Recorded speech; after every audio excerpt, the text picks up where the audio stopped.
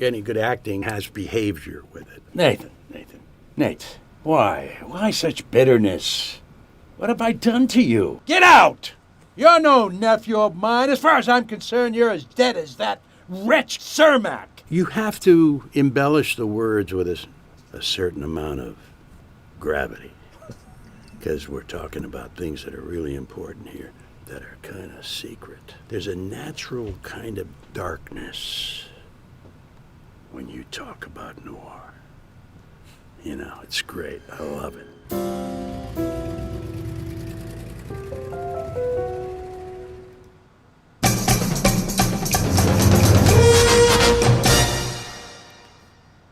Although edited for television, tonight's thriller contains scenes of suspense and violence which may be unsuitable for young viewers. Parental discretion is advised.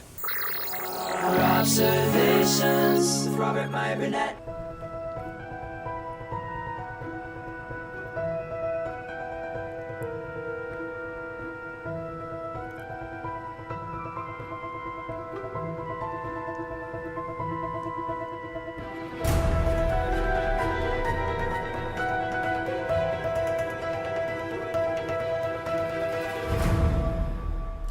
Well, greetings, imagination connoisseurs. Once again, it is I, your Duke of Dope Discourse, your master of fun and wonder, your viceroy of verisimilitude, and of course, your sommelier of sci-fi and cinema, your evangelist of the imagination, and of course, the perhaps never to be defined existential Mr. Rogers. That's right. Moi. Me. Robert Meyer Burnett. It's my birthday week. May 15th. I mean, it's my real birthday. I know according to you viewers, my birthday is every day. And I wish that were true. Because it would be a whimsical thing to celebrate your birthday every day. And that's what this show is going to be about. Whimsy. Whimsy. Anyway, I want to thank you all for being here. My birthday is actually May 15th. So, welcome. Couple of things. So, obviously, a lot of you know that I traveled to Seattle, Washington. My friend Craig Hyland, who I've known for the better part of almost 45 years, used to work at the National Screen Service Corporation before it ended. National Screen from about 1920 to 2000. They used to print all of the movie advertising material for all the theaters. All the movie posters, one sheets, insert cards, still sets, half sheets, 3 sheets, 40 by 60s, 30 by 40s. I mean, they did it all. And then starting in the mid-'80s, the major studios began to take it back in-house. So the National Screen Service Corporation began a long slide, and in 2000 they went out of business. But there were regional offices across America, and my friend Craig worked at one in Seattle. And when they were closing it in the mid-'80s, actually a little earlier than that, they were destroying all of the movie posters that they had, all of it. And even if you see a one-sheet, an actual National Screen Service one-sheet, it says at the bottom, property of National Screen Service Corporation. It's to either be returned or destroyed immediately after use. But what film fan would do that? Why would you destroy an original movie poster? And of course, when I was a kid, I collected original movie posters. I still do. Most of my big poster collection is currently residing at the 3rd floor. A previous company here in Hollywood, they actually purchased my poster collection that I'm very proud of. More people see it there than have ever seen it before. But anyway, always love movie posters. My friend Craig, he left with full cooperation from the management. He left the National Screen Service Corporation, and he took everything he could. And for 45 years, I've been after him to give me that collection, which he has done. And so I figured, I told him, I said, hey, man, I'm going to make you some money. Make us some money. Let's sell it. Let's distribute it to the people. Let's liberate this collection and give it to the people. Is that how Sebastian talks? Sebastian, I can't pronounce his last name. But anyway, that's if I was an Italian comic. Anyway, so he did. And over the course of the summer, we are going to be sharing this collection on eBay at the eBay store, find your niche, and then underneath RMB's Imagination Connoisseurs, which there is a link to in the description. And every Friday, we are going to be dropping a bunch of new stuff. Few things will be auctioned off, some of the really choice stuff, but then we will have themed drops every week. This first drop, just because we had to do something, and it was sort of a cold open. We did a Streisand drop. That's right, Barbra Streisand movies from the 60s and the 70s. Some early 80s stuff, really choice posters. 3 sheets, 6 sheets. The first thing we actually sold at this entire auction was the What's Up Doc lobby card set, which is absolutely beautiful. Lobby card sets are 8 cards, 11 by 14. You hardly see intact sets out there. We have hundreds of intact sets. We're going to be doing next week in honor of Obsession opening, which I cannot wait to see. We're going to do a horror drop, and we've got some amazing stuff. And some of the things that we'll be auctioning off, a pristine mint original Texas Chainsaw Massacre 1-sheet. Can't believe it, but that's what we are doing. Original Friday the 13th 1-sheet. There's a lot of great stuff. The Devils that I talked about, we got those lobby cards. We might even have a billboard for the Devils, a 24-sheet. That's right, 20 feet by 8 feet. It's a billboard, a real billboard. If you have like a warehouse or a dance club, you want to have a Ken Russell's The Devils. It's like wallpaper. It's in multiple pieces, but you could put it up. We'll have that.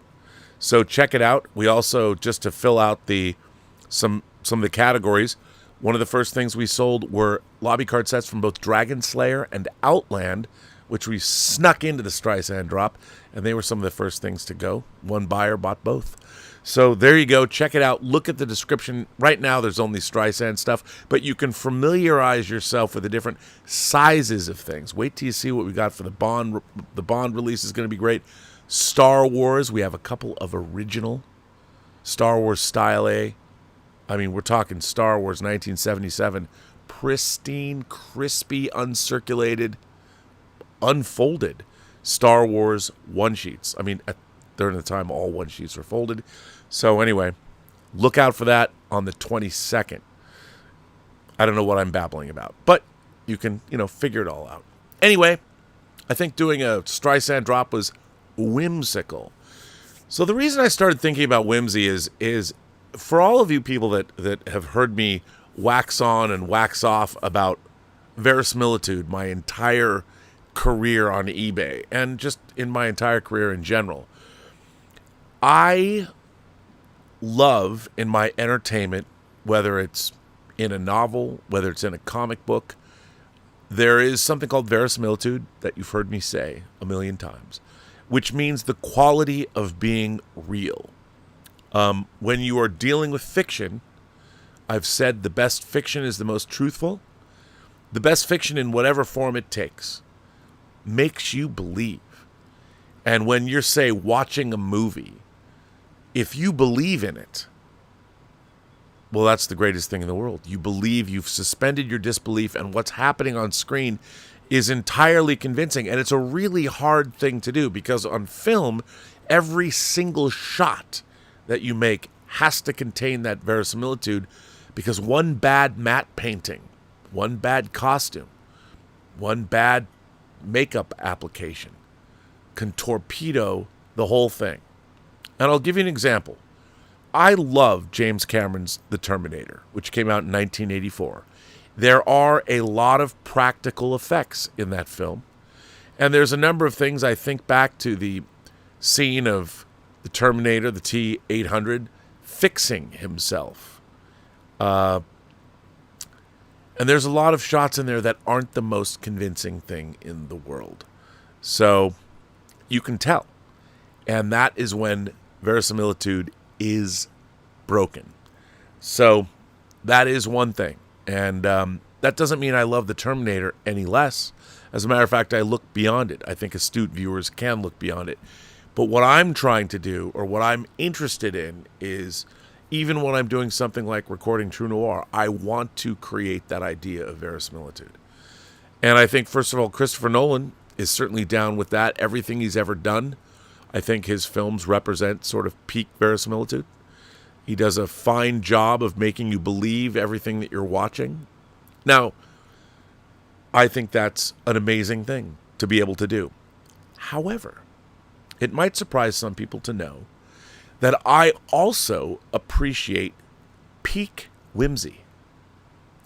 Now, what is whimsical?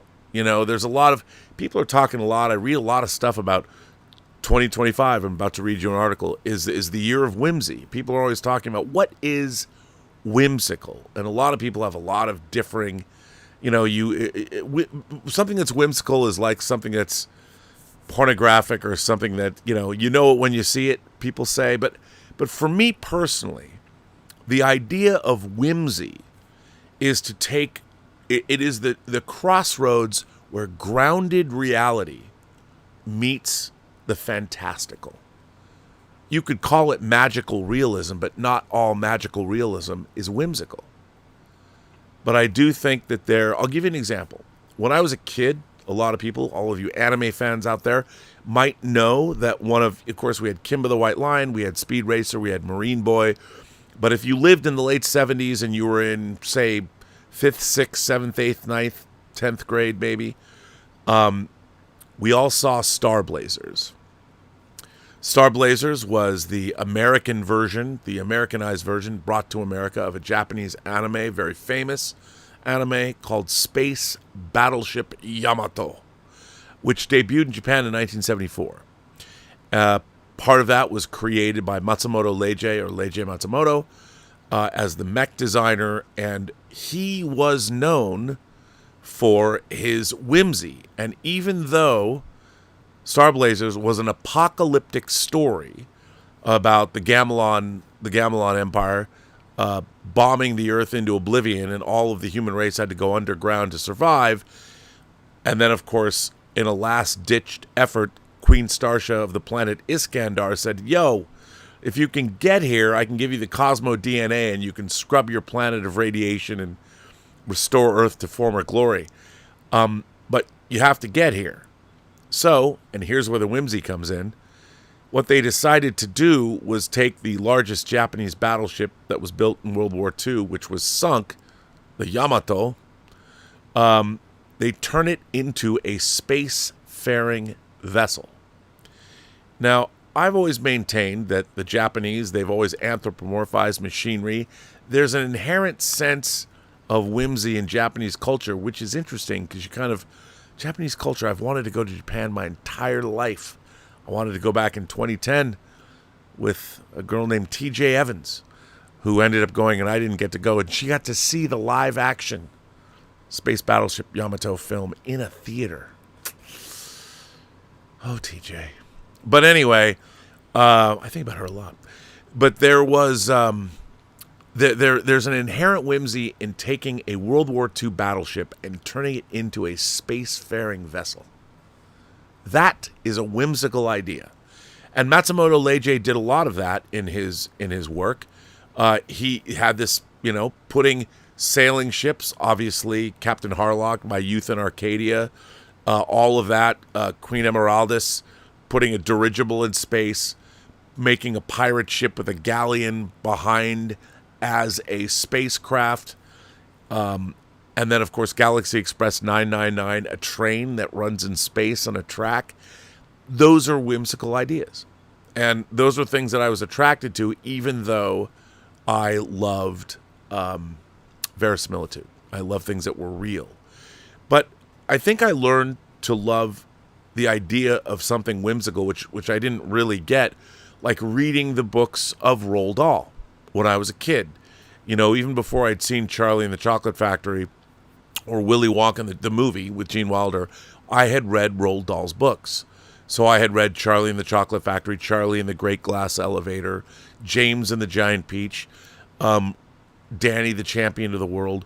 Roald Dahl was a great proponent of his work, and children's literature is obviously a place where whimsy lives. And whimsy is something that we're supposed to outgrow as we move into adulthood, I guess. But I would maintain that a lot of great fantasy stories, The Twilight Zone, despite their Twilight Zone O. Henry endings. There's a lot of whimsy in Twilight Zone episodes, even in the darkest Twilight Zone episodes, because where is after all where reality meets fantasy? Those crossroads are the Twilight Zone. So I surprisingly have a really acute sense of enjoying whimsy, but it's specific whimsy. I don't love all whimsy. It's a specific flavor, more of an erudite whimsy, if that makes any sense. I mean, I don't know. Maybe it does, maybe it doesn't. But I love it. I love it when it's done correctly. My favorite comic book series of all time, I mean, I maybe it's not, can I say this publicly, is Neil Gaiman's The Sandman. I do not apologize. I love The Sandman. All of it, the very idea of these anthropomorphized, the endless, all of those ideas and them getting involved with real humanity. Greek myths, I mean, people. I think the word whimsy has a connotation that it's childlike in a way, but I don't necessarily think so, even though lots of children's works, children's entertainment is inherently whimsical because kids can believe that, animals talk and the sun's smiling at you, all those kinds of things. We all know the difference. But I also think that whimsy is a literary device and it's a narrative device. And when you can pull it off, to me, in my adult life, 25 years ago, I saw at the Sitges Film Festival in Barcelona, Spain, I saw what I consider to be the finest example of whimsy that I've seen in my adult life, which is Jean-Pierre Jeunet's wonderful film Amélie, which was a movie about a young girl that grew up with an unending sense of whimsy and was able to carry it into her adult life. And to me, it's a great example of French maximalist. And if you look at Jean-Pierre Jeunet and Marc Caro's movies, if you look at Delicatessen and City of Lost Children, they are full of whimsy. Hell, there's even whimsy in Alien Resurrection. Jean-Pierre Jeunet directed that. But it can go off the rails very, very quickly. So whimsy it's a hard thing to pull off and make me like it. I'm a whimsical snob. Put it that way. But anyway, I had a few articles that I wanted to read. Well, one article I wanted to read about, first of all, whimsy, before I get into talking about what I think so far is my favorite movie. I swear to God, my favorite movie of 2026, The Sheep Detectives. I know, right? I know. So let me just begin by reading this article from Dazed. Was 2025 the year we embraced whimsy? And this is by Laura Pitcher and Habi Diallo. 2025 was the year that Aminatu Diallo, a 23-year-old New York-based creator, embraced her whimsy. By that she means doing everything she wanted to do as a child. I got a pair of roller skates, signed up for a ballet class. I got myself a princess bed with a canopy and decorated my room how I would have done if I were a kid, she says. I've just been trying to not take myself too seriously and act on impulse. Do I think this is whimsical? I don't. I think this is you're trying to put your adult mind or mindset into the back into the mind of a child. But I think true whimsy is something you don't have to be a child to enjoy. True whimsy exists in all of us throughout our entire journey through life. We begin whimsical, I think, as young children, and we end whimsical, from what I've seen at least, as elderly people. It's a desire that this year especially has circulated widely across the more imaginative corners of social media. A scroll through the relevant TikTok hashtags reveals thousands of users posing the same question. Girls, what are different ways we can up our whimsy? One user, Token Blonde, started a 15-part whimsy vocab series, giving her followers regular suggestions of words such as mosey, I can't even say it, mosey, swashbuckler. How come I can't say swashbuckler? Swashbuckler and ballyhoo. See, those are, I don't find the word swashbuckler whimsical. You can call a story a swashbuckler, or a swashbuckler is an actual thing from the past. Can pirates be whimsical? Certainly. Peter Pan, Captain Hook, those things made pirates whimsical. The Pirates of the Caribbean at Disneyland, certainly, but I don't necessarily, something that's archaic isn't necessarily whimsical. Ballyhoo, again, an archaic word. It sounds whimsical, but only because it's archaic. But that's up to you. One man's whimsy could be another person's reality. Ballyhoo that can make their vernacular feel more whimsical. Look, you can't make your vernacular more whimsical by using certain words. I mean, just because you're using archaic words doesn't make you whimsical. Under the countless whimsy tips, videos, comment sections are filled with suggestions ranging from greeting the moon and complimenting animals to pressing flowers in library books as a gift for the next person who opens the book. Well, that's whimsical. Others describe developing daily rituals intended to break the monotony of their routines, such as wearing perfume to bed. I have been in plenty of situations where I've worn cologne to bed. Is that whimsical? What links these testimonies is a shared desire for small interruptions in the standardized rhythms of adult life. Whimsy becomes a technique for reopening channels to surprise and emotional immediacy, qualities that are often dulled by structure, screens, and repetition. Part of the contemporary fascination with whimsy stems from the difficulty of defining it. The dictionary presents it as fanciful or excessively playful, and as a form of capricious humor. In cultural use, however, the concept has acquired a gendered charge. For much of the past 2 decades, whimsy has been aestheticized and directed largely towards women, often through imagery that foregrounds delicacy, eccentricity, and a form of intuitive femininity. Its symbolic features include characters who inhabit dreamlike or imaginative spaces, such as Alice in Wonderland, as well as real-life individuals whose public personas carry an air of creative strangeness. Early career Erykah Badu, for instance, cultivated an intentionally unconventional spiritual presence.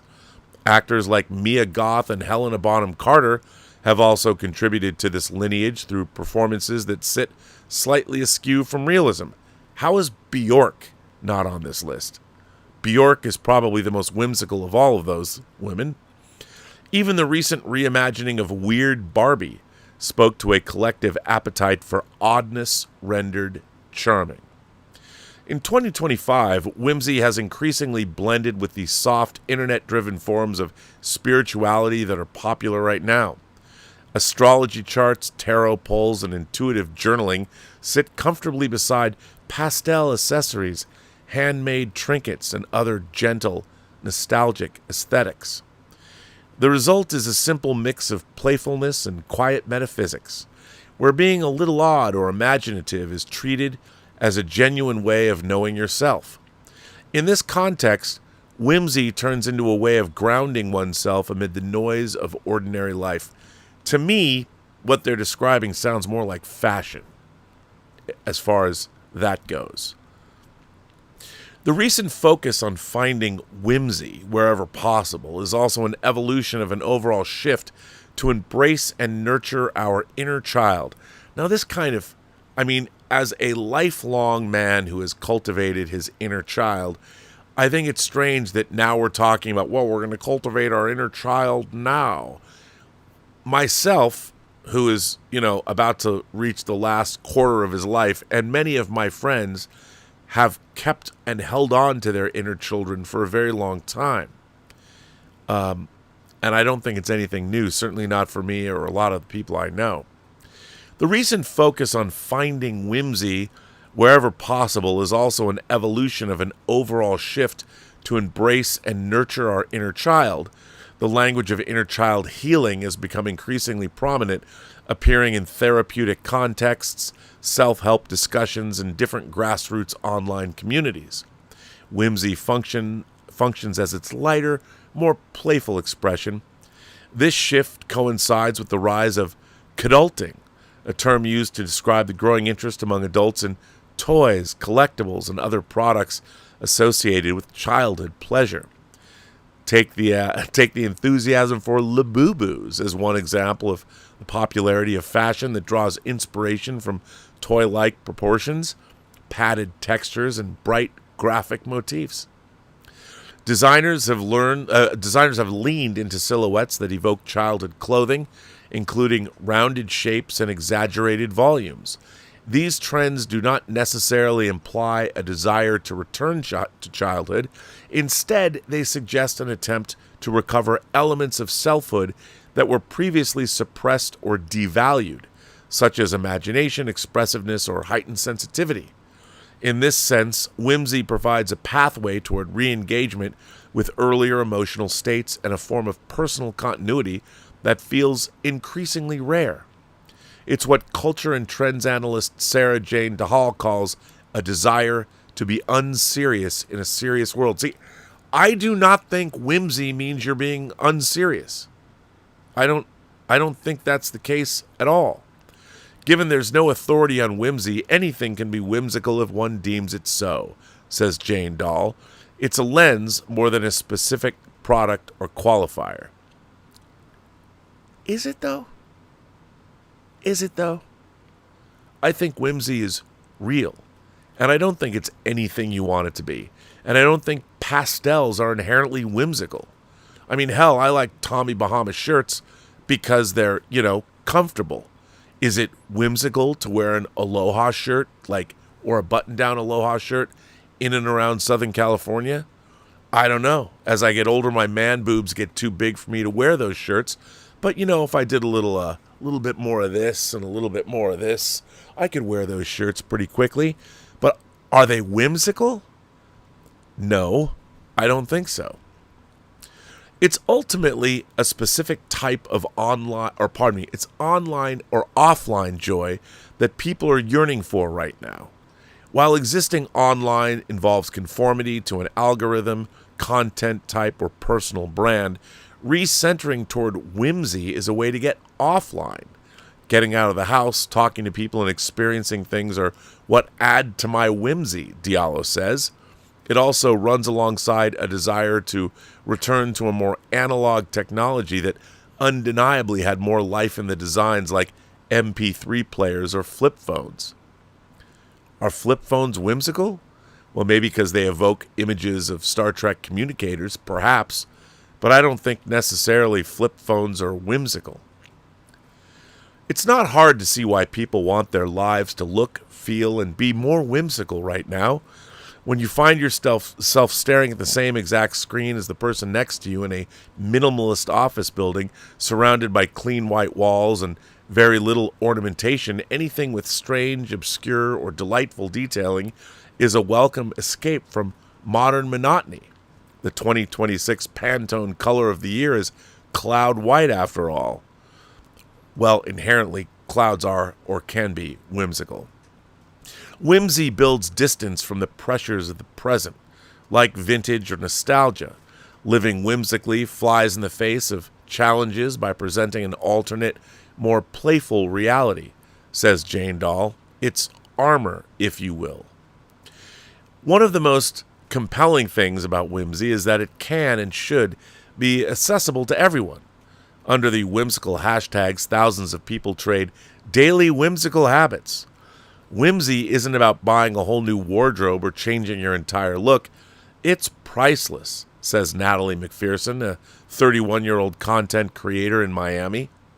The world has been heavy, and young people are leaning into softness, gentleness, and creativity as a way to breathe again.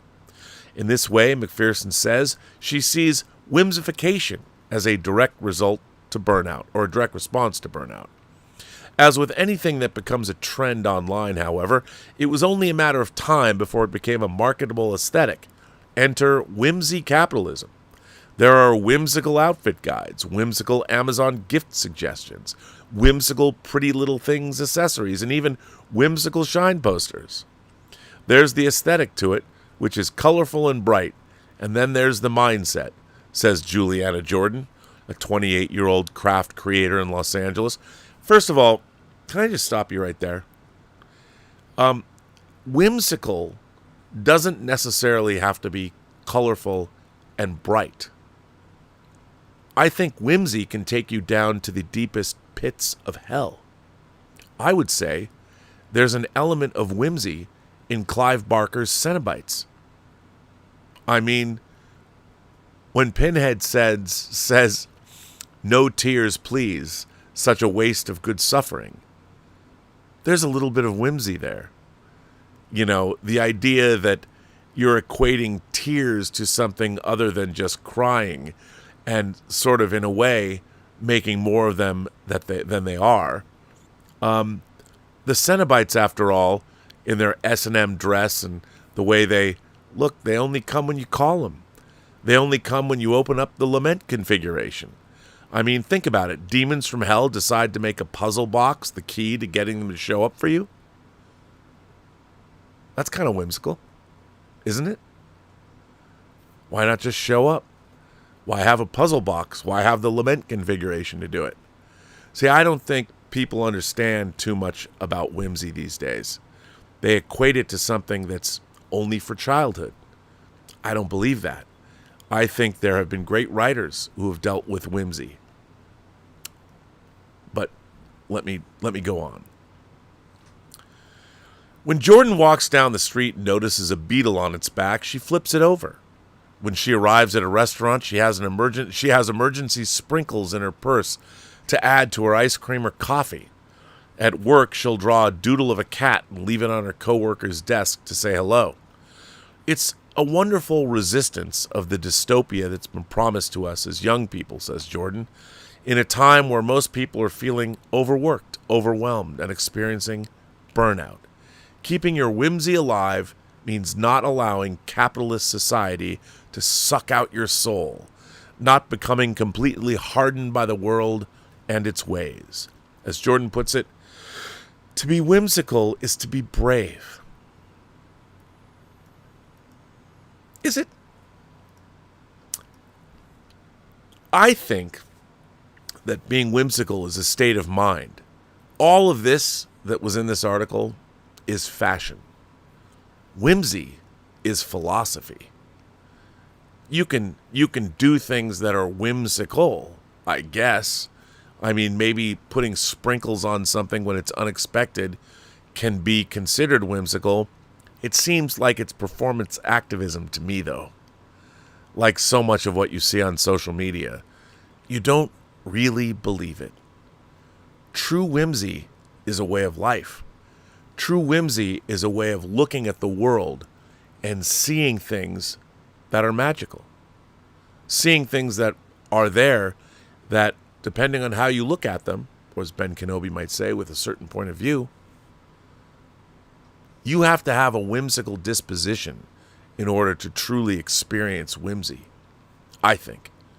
Because I'm a whimsical snob.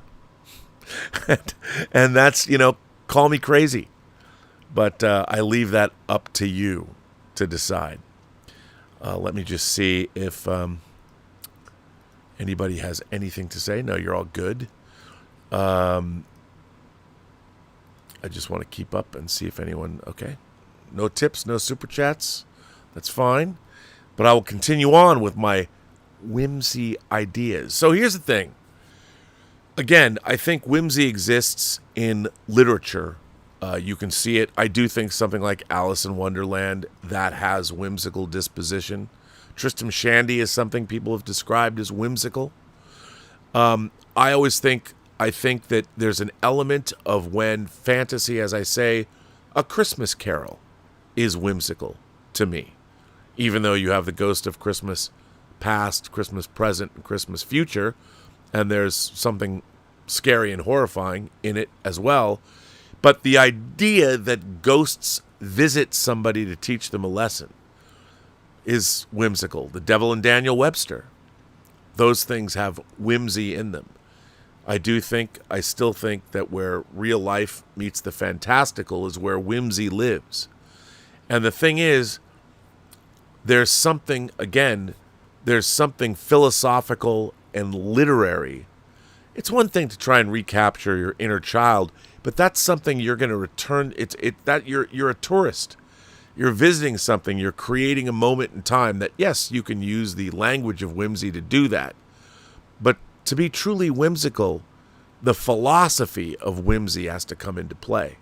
And that's why I look at a movie like Amelie, which is literally about a person who was instilled with a sense of whimsy at birth and carried it with them into their adult life and was able to live by the whimsy code, if there is one. I mean, I'm making all this shit up. But anyway, it's kind of the way I see it. So, anyway, that's why I like The Sandman, and a lot of Gaiman's work has whimsy in it. A lot of his influences were very whimsical. And there's nothing wrong with that. But I think a lot of people have misunderstood what it really means, because it is a way of thought. It's a way of thinking. It's a way of, like, look, one of the things that I think if you have a pet, everybody anthropomorphizes their pets. And I've talked about this a lot, but I never owned a dog until I met Elizabeth. Now I have 4 dogs, and my 4 dogs are people I deal with. They're like my pack that I have to deal with on a daily basis. And, to the point where they are sleeping in the same room with me, and they have different personalities. And I think I've seen people that they want dogs to not sleep in their bed. They want dogs to stay outside. Dogs are filthy animals, they say, as Sam Jackson might have said in Pulp Fiction. Of course, John Travolta counters, but they have great personality. Personality goes a long way. But to me, I have imposed my whimsical worldview on my dogs.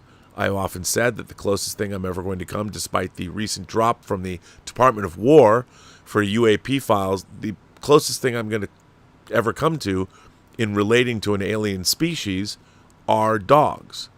And having dogs and interacting with dogs has made me feel that not having dogs, cats, you don't really interact with cats. Cats, they obviously have personalities. I grew up with cats. I love cats. But cats come and go.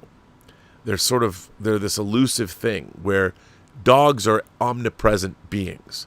They will follow you around. They mimic or they understand your emotions. And to have dogs is, I think, dog owners have a certain inherent whimsical disposition, depending on how there's people that think of dogs as utilitarian. Like, I don't understand. I've known people, I've had friends whose spouses will say, absolutely not, does the dog not sleep on our bed with us? And they don't, and they train their dog not to do it.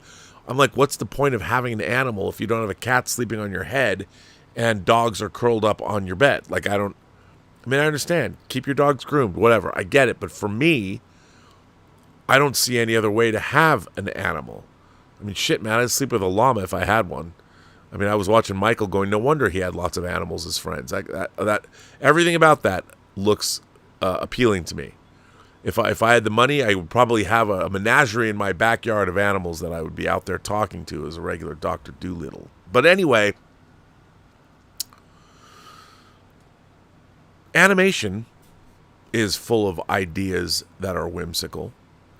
But what I don't like, and this frequently happens in American animation, is when, like, animated films use a lot of pop culture references. It kind of, for me, it destroys the reality of it all, if you can call it that.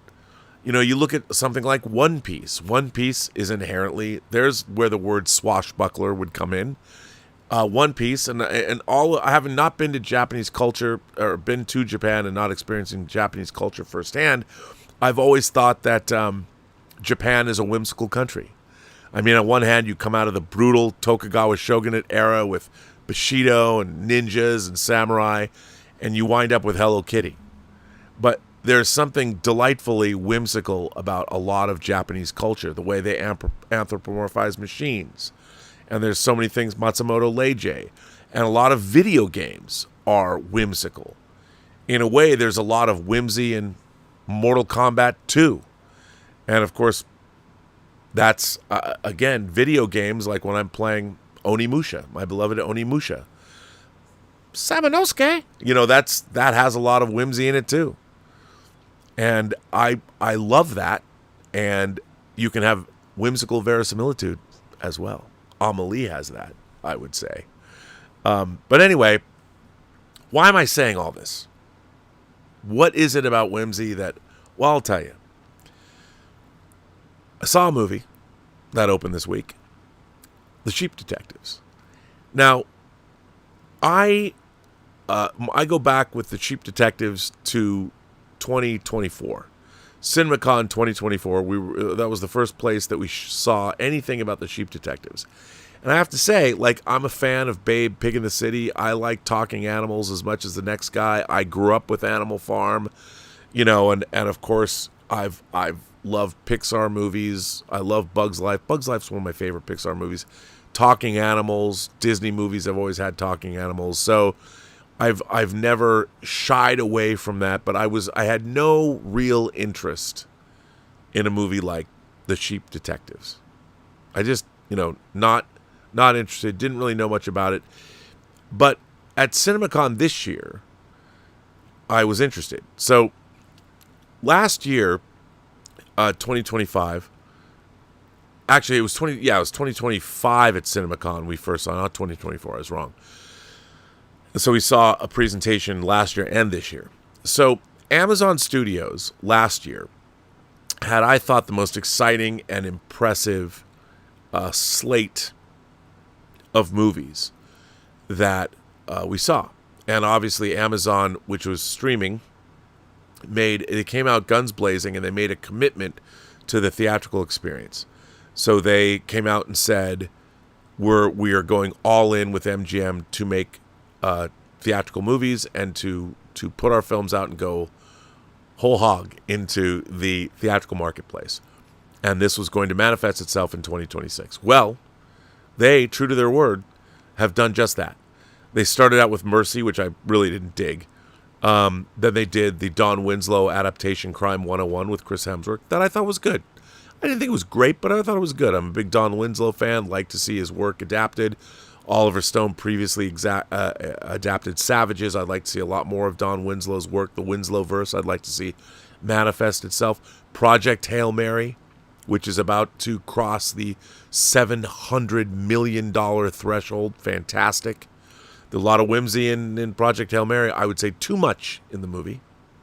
And then they have what's out now, The Sheep Detectives. They have Is God Is, and they've got Masters of the Universe coming out. So anyway, really I've been supporting all their films, seen them all in the theater. Kudos to Amazon for doing it.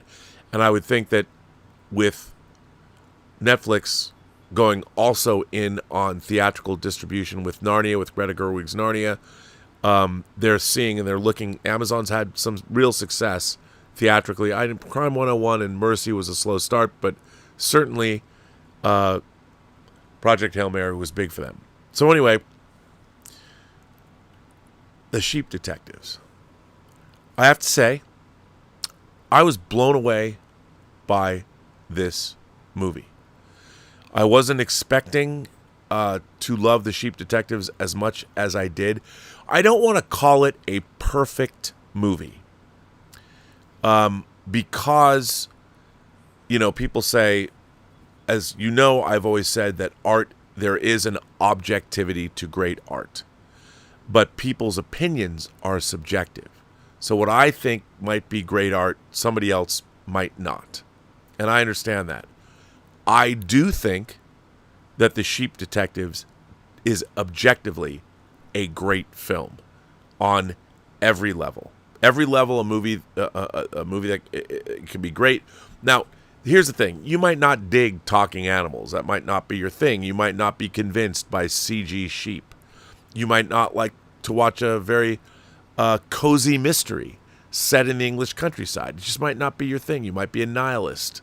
You know, whatever. Your disposition, you only listen to death metal. The Sheep Detectives is not going to be your thing, but that doesn't mean it isn't great. I would say that The Sheep Detectives, by any metric, is a great film. Now, if you're open to it, and you can watch different genres of movies, look, I know people that can't listen to country music, but that doesn't mean there isn't great country music. It just means somebody, it's not their taste. They don't like it. I don't understand people who don't like seafood. You know, but if you didn't grow up on the ocean, or you didn't enjoy certain physical activities, just kidding. If you don't like that, you're not going to like that. But that doesn't mean that seafood isn't good. You know, getting a great piece of salmon grilled over an open grill with lemon on it, you know, might not be your taste, but that doesn't mean salmon isn't good. Lobster, a lot of people don't like lobster. I don't understand. Lobster to me is one step below really good cocaine. But anyway, I think that Sheep Detectives is a great film. Now, it has an interesting story. And I have an article I'd like to read that was in the New York Times that will give you some contrast in terms of what it's about and where it came from. So this is from the New York Times. It was published, I'm not sure the date on this one. Oh, it was published on May 8th. So it was published yesterday. It is by Sarah Lyle. Sarah Lyle, I guess. Oops, I hate it when that happens. Sorry about that. Let me get it back. So anyway, I keep fucking up. The detectives are sheep. No, that's not a metaphor. The filmmakers behind this adaptation of the best-selling novel were adamant that their ovine sleuths not seem like humans in, well, sheep's clothing. Sometime in the 2000s, the producer Lindsay Duran asked her doctor for a book recommendation. "I'm reading the book that everybody's reading," the doctor replied. "You know, the one about the shepherd who's murdered and the sheep solve the crime." Duran had not heard the book. 3 bagfuls heard of the book, a best-selling novel by a German graduate student. "No one's reading it," she recalls, responding inaccurately. But she was struck by what sounded like an irresistible elevator pitch. "Everything came together for me in that one sentence," she said. "The fact that it was sheep rather than some other animal felt so resonant." Duran spent years trying to extricate the book from a complicated rights situation and years more turning it into a movie. The result, opening last Friday, is The Sheep Detectives, which features Nicholas Braun and Emma Thompson as humans, and Julia Louis-Dreyfus, Patrick Stewart, and others giving the voice to CG sheep, stirred from their customary ruminations by the death of their shepherd, George, played by Hugh Jackman. The film, rated PG, is an Agatha Christie light or cozy mystery with eccentric suspects, a comically bumbling cop, and a passel of ovine investigators. It's also a coming-of-age story about growing up and losing your innocence that might have a Bambi-like resonance for children. The movie's sheep have a way of erasing unpleasant things from their minds. They believe, for instance, that instead of dying, they just turn into clouds, but learn that death is an inextricable part of life. In some ways, the most important character is Mopple, the sheep played by Chris O'Dowd. The screenwriter Craig Mazin said in a video interview, "He has a defect. He does not know how to forget, and he's been carrying his memories all alone." 3 Bags Full is an adult novel that includes grown-up themes like drugs and suicide. In adapting it for a younger audience, Mazin toned down the darker elements, changed its ending, and, for help in writing about death, consulted a book by Fred Rogers, TV's Mr. Rogers, about how to talk to children about difficult subjects. The journey from book to film has been long and circuitous. 3 Bags Full was written by Lonnie Swan, a then 20-something German doctoral student studying English literature. Distracting herself from her unwritten dissertation on the topic of the animal point of view in fiction, she began a short story playing around with the idea of sheep detectives, she said, and I realized it was more like a novel, and it wasn't the worst novel I'd ever seen. Why sheep? I wasn't someone who was thinking about sheep all the time, Swan, who lives in the English countryside and has had a dog named Ezra Hound, said in a video interview. yet they've always hovered on the periphery of her life. There was a friendly sheep that she used to see on her way to school. There was an irate ram that once chased her through the streets of a Bavarian village. And there were thousands and thousands of sheep in the fields of Ireland where she lived for a time. There were so many of them, and you could tell there was a lot of personality behind them, she said. A book in which sheep are stirred to action had to be a mystery, she said, to motivate the main characters. In a lot of other stories, you would have trouble making a sheep realize there's a story there, she said. They would just keep grazing. But murder is an existential problem that speaks to sheep as well as humans. Swan, the name is a pseudonym, she never publicly disclosed her real name, found a literary agent, Astrid Poppenhausen. This is true, by the way. I mean, Astrid, I've always loved the name Astrid because I knew an Astrid who was amazing, but Astrid's a great name, but Astrid Poppenhausen, or Husen, Astrid Poppenhausen, I'm sure Dieter would correct me, who brought her manuscript to market. Published in 2005, the book was translated into 30 languages and ended up spending 3.5 years on German bestseller lists. The German title is Glenkill, after the village in which it takes place. Other novels followed, including a sheep-centric sequel, Big Bad Wool. But Swan never finished her dissertation. Duran, the producer, read the book, now published in the United States by Soho Press, along with 4 other Swan novels, soon after hearing about it. She was determined to make it into a movie. Whenever she told anyone about the idea, she said she had them at sheep. Director Kyle Balda, whose credits include Minions, was so excited when he first read the script in 2002 that he, quote, I immediately drove out to a sheep farm near his house in Oregon, he said in a video interview. Very instantly, I could see the behavior of the sheep, their different personalities. I learned very quickly that there are more variety of sheep than dogs. How to make the sheep look realistic and how to strike the proper balance between their inherent sheepness or sheepiness and their human-esque emotions were important questions the filmmakers grappled with. It was essential that the sheep in this world are sheep, rather than humans in sheep's clothing, Balda said. It's not the kind of story where they are partnered with humans and are talking to each other. That means that, like real sheep, the movie sheep have short attention spans. They're afraid to cross the road. They don't drive cars. They don't wear pants. They're not joke characters saying things like, the grass would taste better with a little ranch dressing, Duran said. And whenever they speak, their words register to humans as bleating, the way adult speech in Peanuts cartoons sounds like trombone gibberish to Charlie Brown and his friends. Wah, wah, wah, wah, wah. I never heard it as trombone, but it is totally trombone. Now I will never be able to unhear that or unread that. Lily, the leader of the flock, is played by Julia Louis-Dreyfus. It's not her first time voicing an animal in a movie. She has played, among other creatures, an ant in A Bug's Life and a horse in Animal Farm. When I read the script, I thought, wow, this is so weird, she said in a video interview. It's not derivative of anything else. Lily is unquestionably not a person. Among other things, like a real sheep, she has a relatively immobile face set off by lively ears.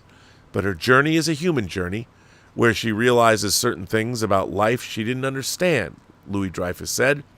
There's also the question of being a leader and how to do that when you're questioning your own point of view. Nicholas Braun took easily to the role of Officer Tim, the inept constable charged with solving the shepherd's murder. The part was a little Greg adjacent in the beginning, and I don't really want to play too many Gregs, Braun said via video, referring to Cousin Greg, his hapless punching bag of a character in the TV drama Succession. I'm Post-Greg, he said.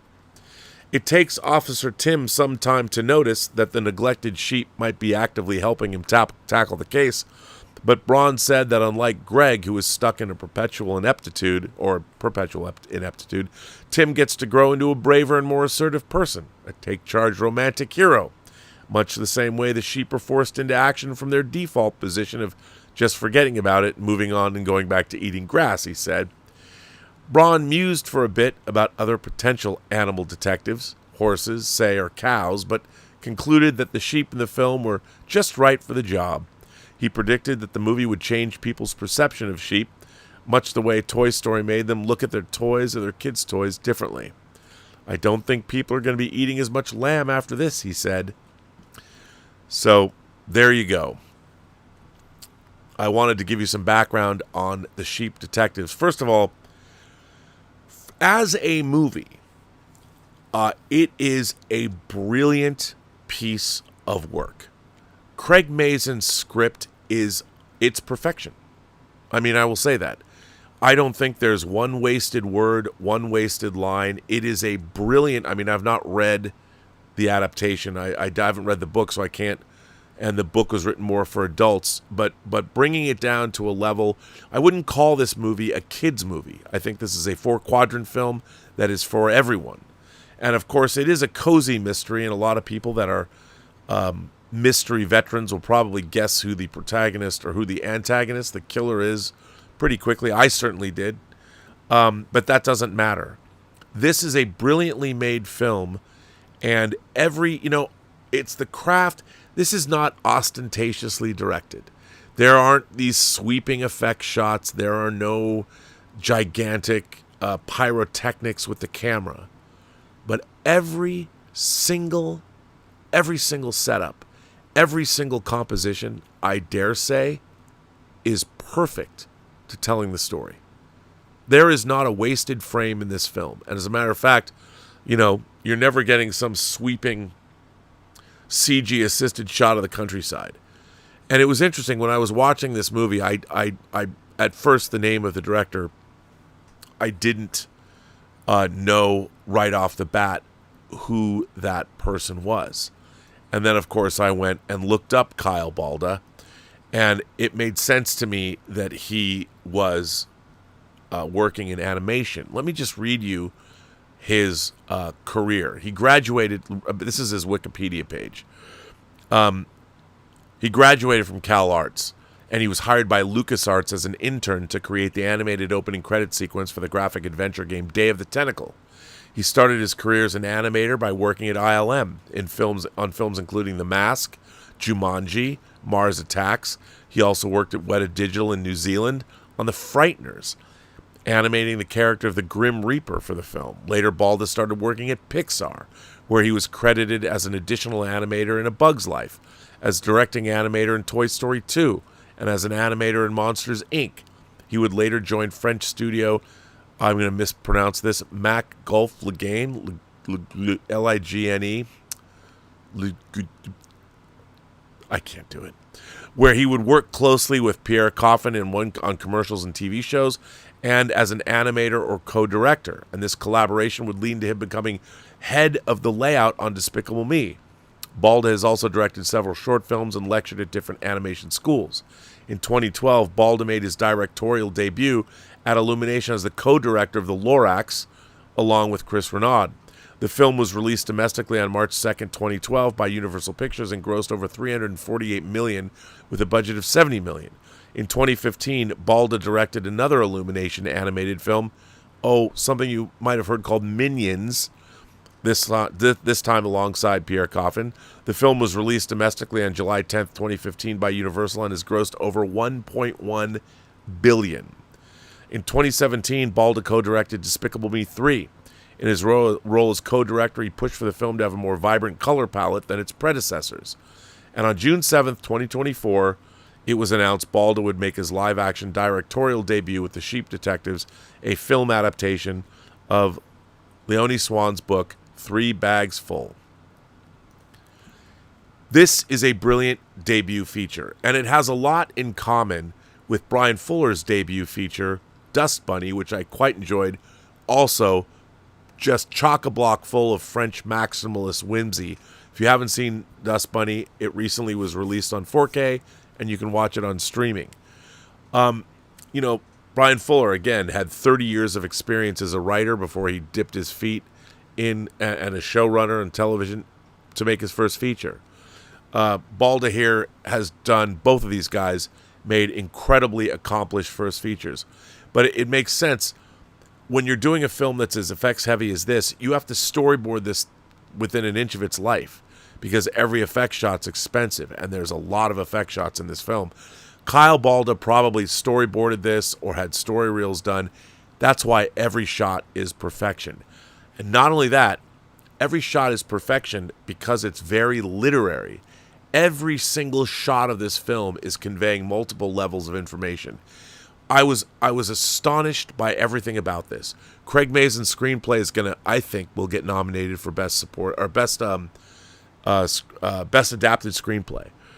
You know, it's interesting to watch. I first encountered Craig Mazin at an ad agency named Jacobs and Gerber in the mid-'90s, and, you know, he'd gone to Princeton. I found him intimidating. I didn't really like him much. I was a producer on a movie that he directed, that James Gunn wrote, called The Specials, and I kind of had a chip on my shoulder because, well, it's a long story. But then I made a comment on social media, and he answered me, and he kind of said, "I never meant to do that to you." And I was like, "Okay, bro, you that's cool." And then when I saw Chernobyl, I was fucking knocked out by Chernobyl. And I thought he did a wonderful job on The Last of Us. And I have to say, and he wrote this script, you know, he's back when he was doing things like writing Scary Movie or whatever the hell he was doing. He wrote this script a while ago. This script is perfection. Craig went to Princeton. And you can see all of his knowledge and all of his ability to write great stories and to understand screenwriting. This is an A-list screenplay. It is an incredible piece of work. And, you know, he took that book and he adapted it and made it more acceptable for, more accessible to younger audiences. The guy did a masterful job. And this is as tight a screenplay as you can ever encounter. And between Balda's direction and this screenplay and all of the acting, everybody is perfect in this film. And again, is this Apocalypse Now? Is it Lawrence of Arabia? Is it The Sweet Smell of Success? Is it Sunset Boulevard? Is it Star Wars? No. But if you believe in, as I do, watching movies at scale, every movie announces what it is supposed to be. And whether it's a low-budget film or a high-budget movie, I just want to see a film that knows what it's supposed to be. The creators are able to seek out to create a certain kind of movie, and then they succeed. This film succeeds. To me, this is an A-plus movie where everybody who worked on this did exemplary work.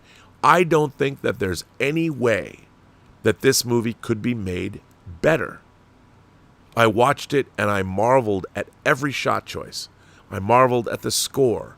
I marveled at every camera move. I marveled at every performance. Kyle Balda as a director, his animated background, and what he was able to do all the way back to Cal Arts, this is what you get when people really understand what it is that they're doing. This is peak cinema to me. And you know, I wondered, what the fuck does Amazon want to do with this? Obviously, the book sales probably said, yeah, we got to adapt this, but it was an amazing piece of work. It's also whimsical. To me, it's my favorite kind of whimsy. It is truly the crossroads of reality and fantasy. But the reality is never forsaken. Again, if these sheep started busting out in modern colloquialisms and talking pop culture, it wouldn't have worked. The fact that this village, it takes place in the modern age, but this village is a timeless village. And this could have been a Sandman story. I mean, there's certainly definitely elements of things I love in the Sandman. Bryan Cranston's Ram character, for instance. Fantastic. You'll see. The winter lamb, the cute little winter lamb. There's so much in this movie that I loved. And for me, what I loved about it is that a studio, Amazon MGM, decided to make this film for whatever reason. They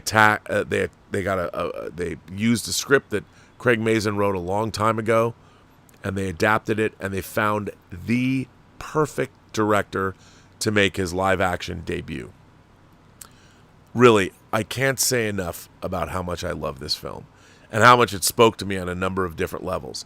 Now, again, remember, this is not some movie that's going to, open up your senses. It's not fucking Tommy. It's not like that. It is what it is. You have to watch it at scale because it seeks out to do something and it does it extraordinarily well. And I cannot tell you what a joy it was to see this film. And it put me in the exact right mindset I needed to be in after everything else that's been going on in my life. So it was a wonderful experience. And to me, it was the perfect confluence and created perfect whimsy. Not fashion whimsy, philosophical whimsy, imaginative whimsy, where whimsy really lives, not as the clothes you're wearing, but in your mind. Whimsy is a philosophical state at its highest level, I think. I guess, maybe somebody like Carlos Castaneda or there might be one day a Carlos Castaneda of whimsy. Or maybe there already is one. Maybe instead of the Yaqui way of knowledge, we'll get the whimsical state of knowledge. Maybe that book's already been written and I'm just unaware of it. Hey, if you know of one, put it in the comments down below.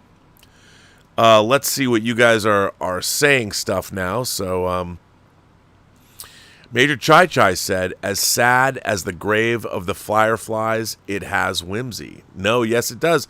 Well, Major Chai Chai is absolutely correct. By the way, I got a whimsical box from Major Chai Chai in the mail of her crocheted Death Star, which my dogs are sleeping on, and I am as well. So yes, Grave of the Fireflies absolutely has whimsy, even though the most horrible stuff can happen. Again, the most horrible stuff is always happening when the greatest stuff is happening at the same time. There's definitely whimsy there. Martino Simoni sent 20 Burnettwork gift memberships to the channel. Well, thank you, Martino. Here's some Jameson for you. It's whimsical to drink Jameson out of a mason jar, is it not? Whew. Love it. Jose, is that Jose? Jose OTF? Did you watch Mortal Kombat and what do you think? I did. I watched it in IMAX. You know what? Mortal Kombat was a lot more enjoyable than I thought it would be, but and Katana. Oh, boy. What a woman. But about 40 minutes into that movie, it totally lost me. I fell into the murky depths of nothing that's going on right now really matters.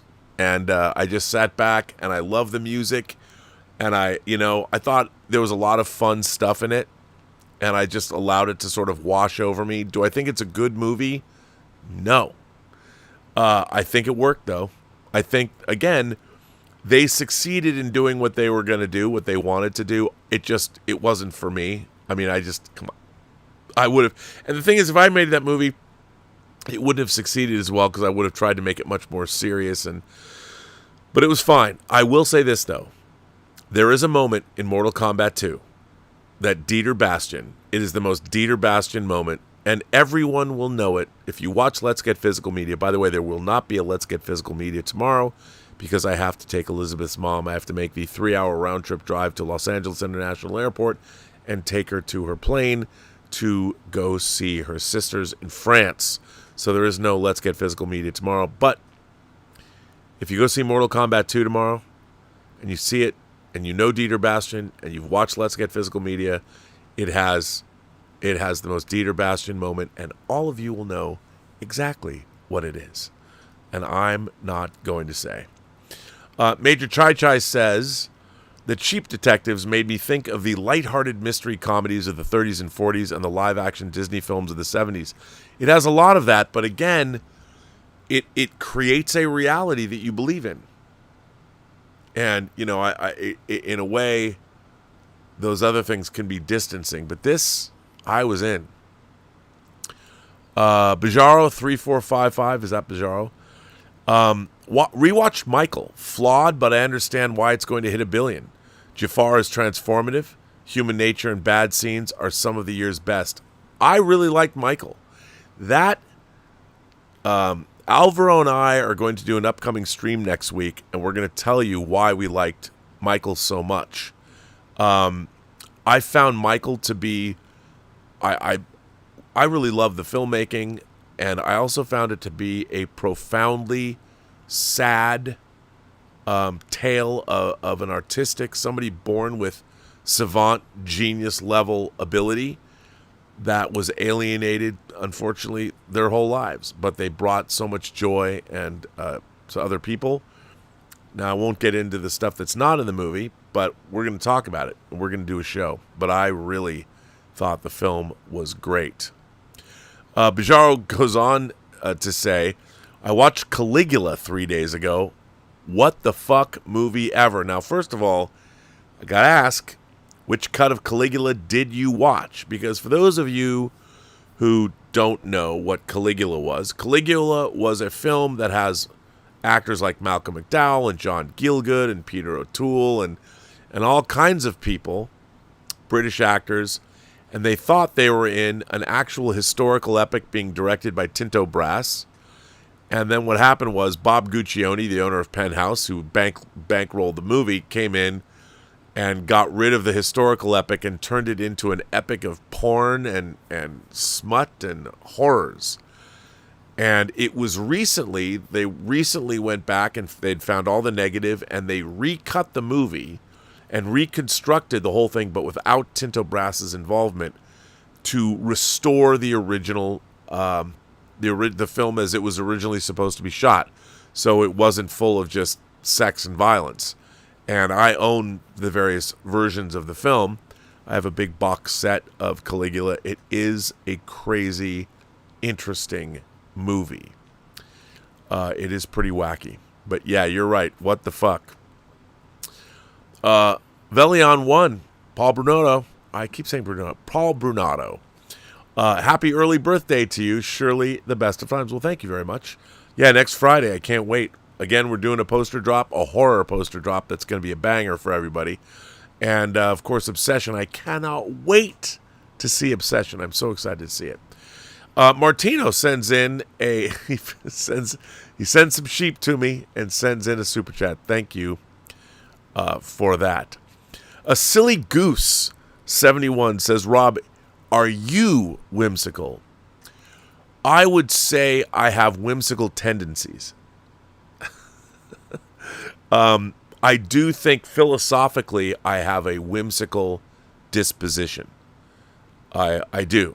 And that's hence I've been able to maintain a childlike sensibility. And part of that comes from the fact that the things that I love as a kid have really not changed as I've moved into adulthood. They really haven't.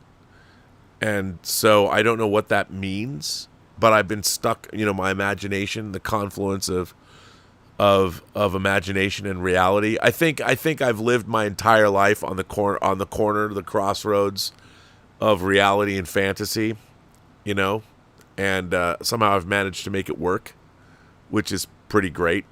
I think I've been more successful in the fantasy realm and less successful in the real world, but I'm working on it, I've got another quarter left, I hope.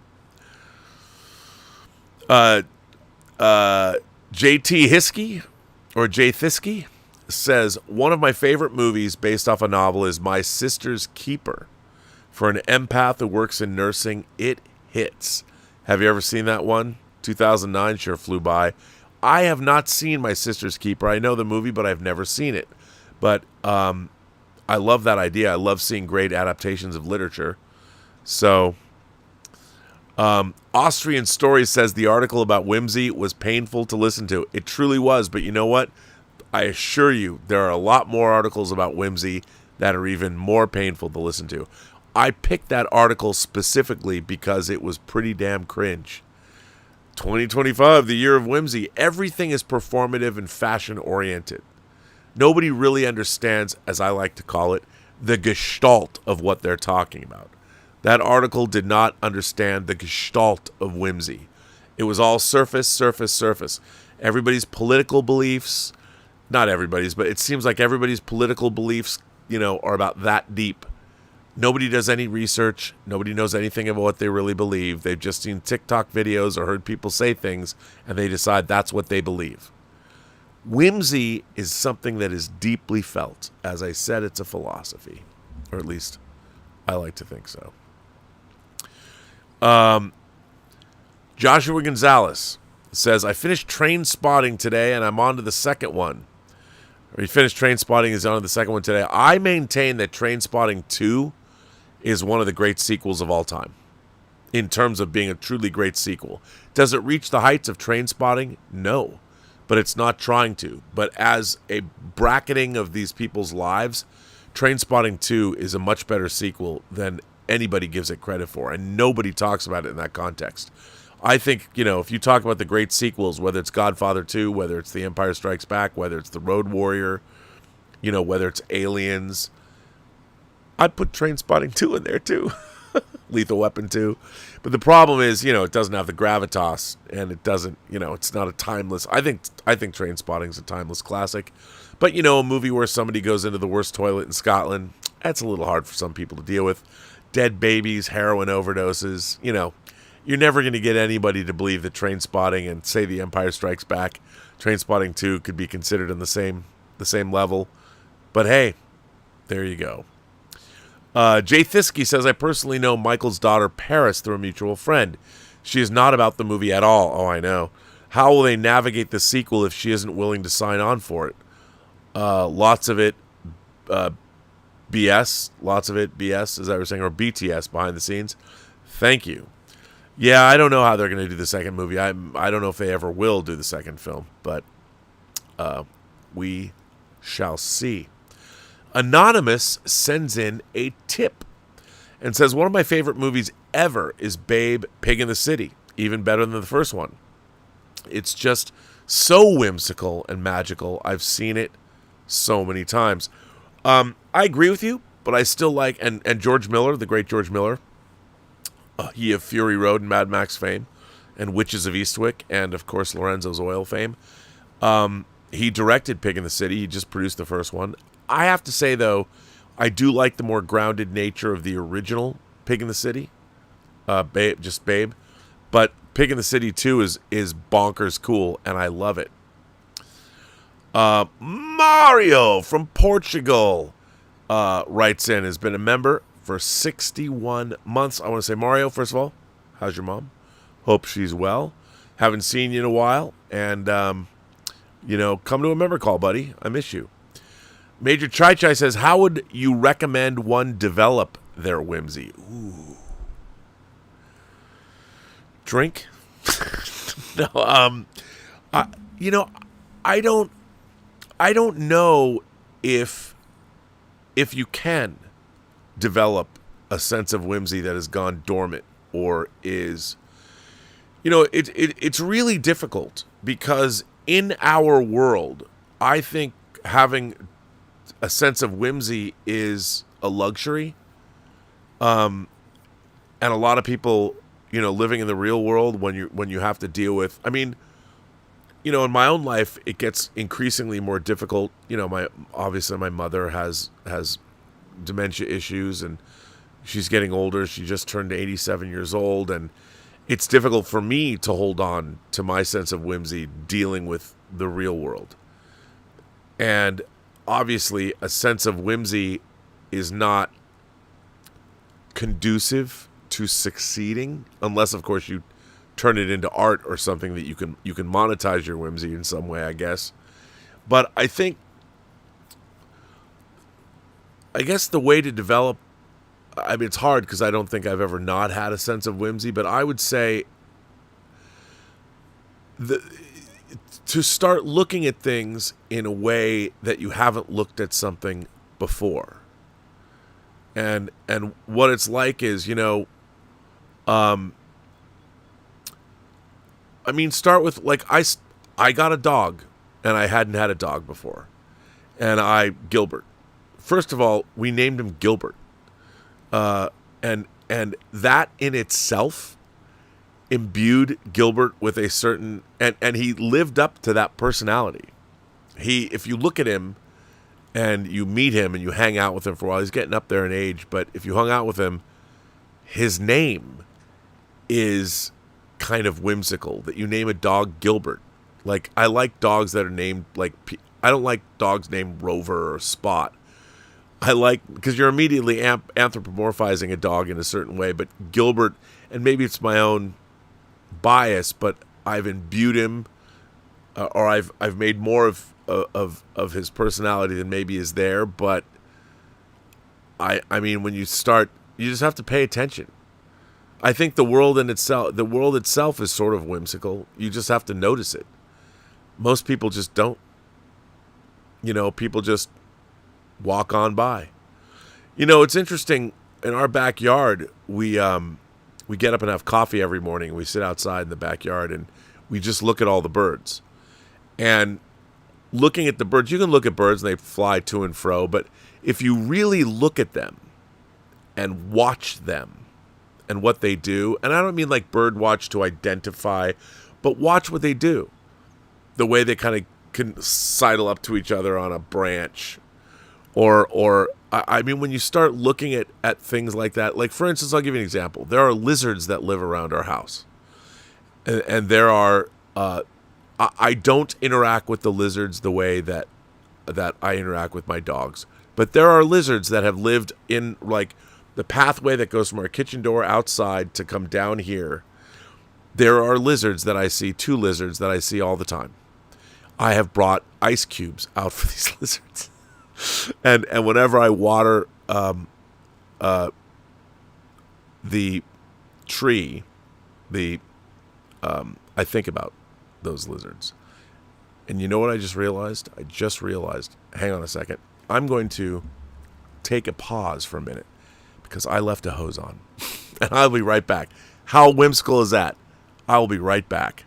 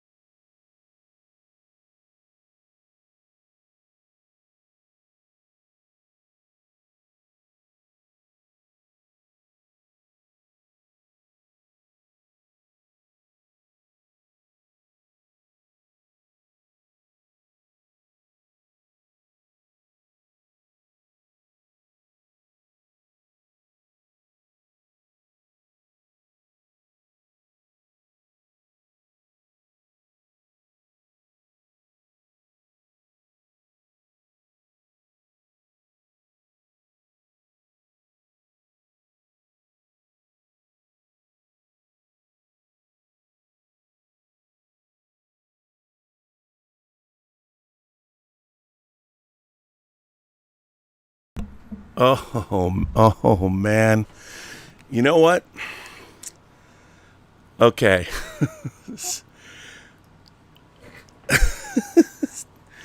So, a couple years ago, actually 3 years ago, they were doing some work on on the street in front of our house, and they cut part of a palm tree off, and it crashed down on an apple tree we have in front of our house.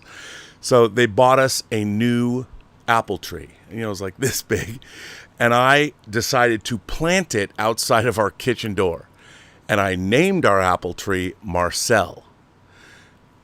And Marcel is I think this is year 3, maybe.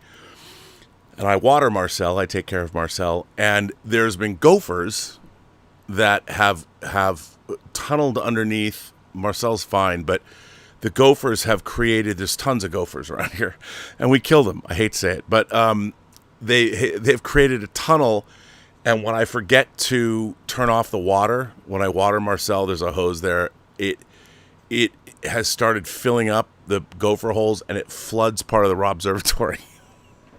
So I just realized, thank God. Okay, this is a whimsical moment.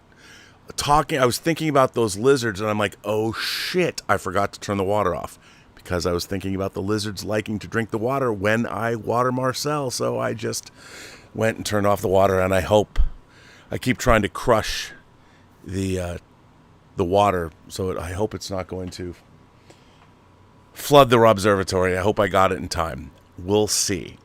So there you go. Now back to where did we go? We were talking about how do you develop whimsy. Well, I don't know. I mean, I've anthropomorphized my tree and the lizards and bring them. So there you go. I think it's a perspective change. You just have to change your perspective. Some people, I don't think they're capable of it. I don't think it's possible. A Silly Goose has been a member of this channel for 43 months and says, from the last year, would you say Dust Bunny had whimsy? Oh, absolutely. Dust Bunny was... I'll tell you, there is a scene in Dust Bunny that I think has peak whimsy. And it's a scene early on in the film where the little girl has followed Mads Mikkelsen. And Brian does this great thing where he plays out in shadow play this fight that Mads Mikkelsen has with the antagonists, and I think it's fantastic. It's very, very whimsical. Kinky Sphincter has been a member of the channel for 64 months. Darth Plato sends in a tip and says, "Hey Rob, what did you think of the premiere of Spielberg's Disclosure this week? All those bizarre aliens at the Met Gala was something to see. Send them back to outer space as far as I'm concerned." Yeah, I've always thought the Met Gala was, sort of interesting. I mean, it's silly. It's look, there is an element of whimsy to the Met Gala, and people embrace it. And I kind of, I like to see it. I do. I'm there for it. I am there for the whimsy of the Met Gala. And I don't know what that says about me, but yeah, is it ridiculous? Sure, it is. But, I do. I flipped through all the pictures that Vogue put up. There's I think 253 pictures. Did I look at all of them? Yes. Yes, because I think fashion is interesting. I think that fashion is I mean, half the time you're watching somebody release their spring or their winter line, and it is whimsical. There is weird wackiness going on. And I like that. I do. I am not a fashionista at all. I don't know much about, I'd rather spend my money on blank videotapes when I was a kid. But I secretly wanted to be Simon Le Bon. And I always loved his hair, and I love the way he dressed. Even today. I don't want to, I barely have any disposable income. And if I have disposable income, I will spend it on books, music, movies, and maybe the occasional model kit, spaceship. That's about it. So fashion's never been part of my life, but I like the Met Gala. I think it's fun. So yeah, that's what I would say. Now, on that note, I'm pretty much, I don't know what else to say. I can sit here and hang out with you guys. But you can ask me anything. I have a few letters, of course. I think you might have known I would have a few letters. So I'm going to read them. I got 2 letters. Actually, this is a 2-parter. I got letters from SB. SB. And the first letter I got, I'm going to read first and then go right into SB's second letter. SB says, "Hi, I've just recently interacting with my fellow man on the internet in the past year, and I honestly still have a difficult time thinking of anyone as being a real person, which is probably the only reason I pulled myself out of the shadows. But I also might have still done it on my own eventually because I come around when I have what's similar to the absolute necessity to have to scream after absorbing too many strikes from too many ignorant fists. And it's not the pain that gets through. I do worse to myself daily, but it's the confusion I'm left with that ends up in a greater amount than what I had from when I began. I hope that makes sense because I know it's a bad opener. I thought I recognized you from something earlier this week that I saw, so when I decided to give my time to your podcast just now, right as you were starting to read RR's letter, everything finally felt right. And that I wasn't alone for once. I only had suspicions that I may have just been the writer, just happened to be using the same type of comparisons and phrases that would only hold meaning to those who are on the same page, but I think I'm 100% with him. I've been taking on an entire portion of the internet Star Wars fans by myself recently, to be left feeling emptier. But whatever you do here, I truly appreciate it. There might be a more efficient way for me to explain myself, because I've also committed myself to learning how to draw, and the goal is to silence my toughest critic before doomsday. So I first noticed that I was looking around for your email. I saw that you also have a copy of Hip Hop Family Tree on the bottom right of the screen. Right there. That's Ed Piskor's book. And there are people that are one day going to pay for what they did to him, and I will be one of those people standing there with a flaming pitchfork, ready to do so. Make them pay, that is. Mine is on the top right. So that was the first thing that I was all that was the first thing that was all I really needed to get over my skepticism. But it's not like you were trying to sell me anything in the first place. But while I don't think of myself as a follower, if you never need anything, I'll do my best if it doesn't eat into drawing time. And happy upcoming birthday. Nice of you to close the video mentioning close calls, false info, and birth dates. In that sense, I like to usually wait for a good way to slide into stating that I've got the coolest birthday out of all of those with hope who are addicted to fights they can't win. But I'm the youngest member of Gen Z, and I've always felt like that's an actual feeling more than a theme that my life is based on. First day of winter, closing out the last completed zodiac of 1979 before the Capricorns would take us into the 80s. From my end, I was the oldest in most of my classes, yet always a Star Wars fan on my own. Remember the lunch boxes? I didn't. No one had any. I had a Space 1999 and a UFO lunchbox. And I just realized that there were tons of them all over, just not when I was around. So while I don't like to talk like a validated ageist when I make points, I still do, and I'm usually left having to add something that feels to me and sounds like, yeah, but it's only okay when I do it. Because I do see a clear point, probably my birthday or an hour or two before or after it, that generally and somehow really accurately everything changed in a less beneficial way. That's only going to snowball since everyone's biggest concern had become to get what you can and escape blame at any cost. Or something weak like that. Some mess I know I'll end up having to clean. So now I really hope that I think I'm on the right side of my battle. Because I'm not even primarily a Star Wars guy, but I think I've got more of the useless knowledge than any diehard who claims it as well. And on that note, I can even admit that Rebels was the show that helped it all sink in for me. It took a while to even be able to admit it. It took a while to even be able to admit it, but it's true. My foundation, however, is anything Bruce Timm up to 2006, also Darwin Cook and Adam Hughes, who's been the only person who's been able to help my bad brain understand how drawing works. I love Adam Hughes. I've got everything those gentlemen have ever published, but with the same obsessive respect, I'd just as easily give it all away if I ran into someone who could benefit from it. My classmates were the first who learned to see a bunch of cool shit and immediately never failed to let the first words out of their mouth be, "How much is it worth?" Every damn time. In that, and there are others, is what led to the current same identical mess that's not even able to be ashamed of itself anymore because they're busy encouraging it. But I'll find out what it is you do soon, but for now, I hope I'm not creating an instant nemesis. Haven't you heard? I like everybody. And I do. All I have is confidence in having said everything the writer of that letter has said every other day in the past month. Or it feels like it, and I always feel like I'm slimy afterwards because it's just something I should have just let go. Think there's time to land with Darwin Cooked style via Bruce Timm style who won't even be possible and you've let Adam Hughes teach you construction? Because there isn't. Yet here I am. And I make myself clear that I can't watch his post-2006 productions. None of them up till today.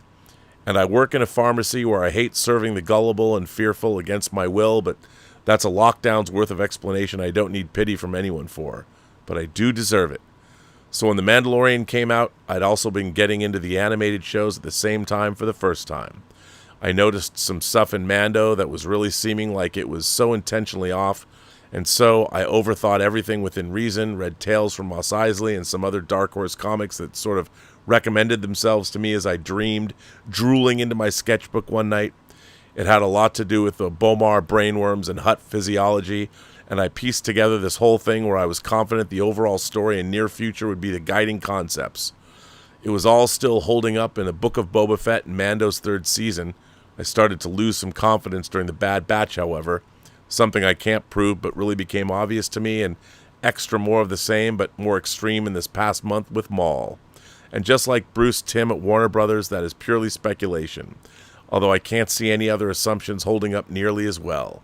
There's something that's not something we should be happy for, that's adapting to our surface-level understanding and taking advantage of our gullible nature, and the way we mistake obedience and memorization for any actual thought as we use this hybrid intellect for nothing more than to trick other people who are also chasing after people who have nothing to say, all just to outnumber me. I get it, but it's nonsense, I know. Bruce and Dave aren't ever going to be in a position to tell me what I want to know. Bruce Timm's Caped Crusader is unwatchable to me. With his entire library of previous works that I can play back the video in my head, if audio was played back starting at any point in 300 plus episodes on TV. And I'm aware that stuff happens when a whole production crew gets cut as you merge with every other studio until no one's old enough to know how to hold a pencil. So anytime a shot or sequence is recycled in the same or similar way, some connections even have story explanations too.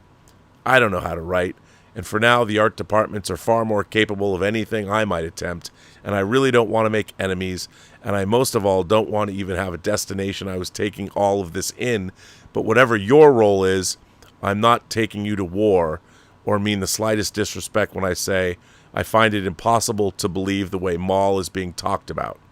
A sign that confirms the current state of fuckness. I'm even just now thinking that you have no other reason to think I'm even the nobody I claim to be. Looks like I got my answer again on my own, and that's also still the problem. Helplessness. That's the feeling I couldn't describe earlier. That's a good way to exit, too.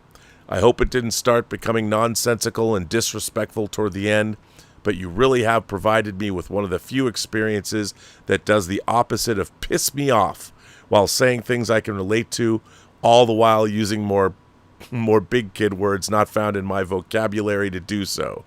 Only that other comic book nut who mentions in his podcast my extreme possible fixes to the present day's embarrassing problems during the most incompetent apocalypse I've ever been a part of, and I shouldn't be the one ashamed as I watch them all overpopulate the comic book stores away because they need a full dozen of kids to feel secure in that they've guilted their spouse into staying with them. I know how they think and I know why we suffer, and then I have to listen to all of them praising Maul.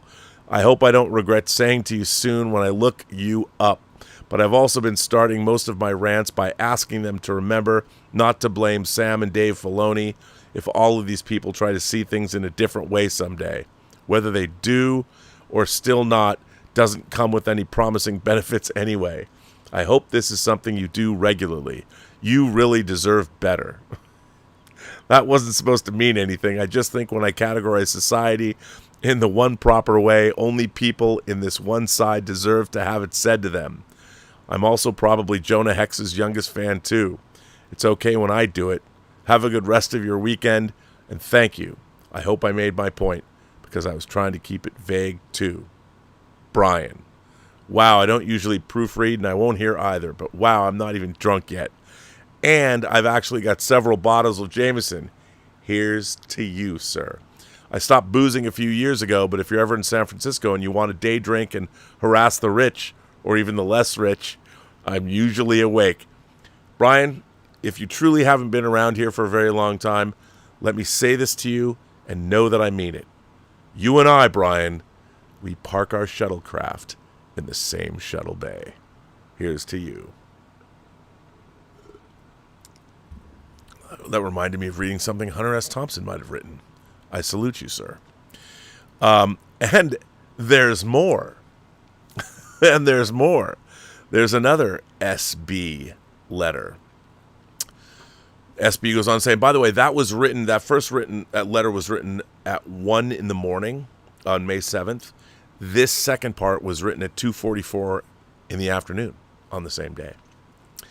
SB says, so I'm watching your video from the real way this time, from the beginning. And this first person writing in it has just as nailed too. Nice pick. I've just been bitching about the same stuff, taking on whoever, usually everyone who's not me, because it just felt like someone had to maintain the voice of reason for anyone who wanted to come back to it.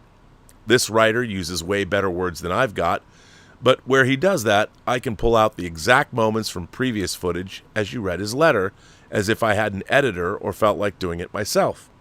I think there could be something worth presenting to the average watcher. Admittedly, I just want to win my pointless fight against the majority. Also, I don't think I'd be willing to invest that time. So when it comes to mall, shadow, whatever, I was immediately moving forward with my hate campaign.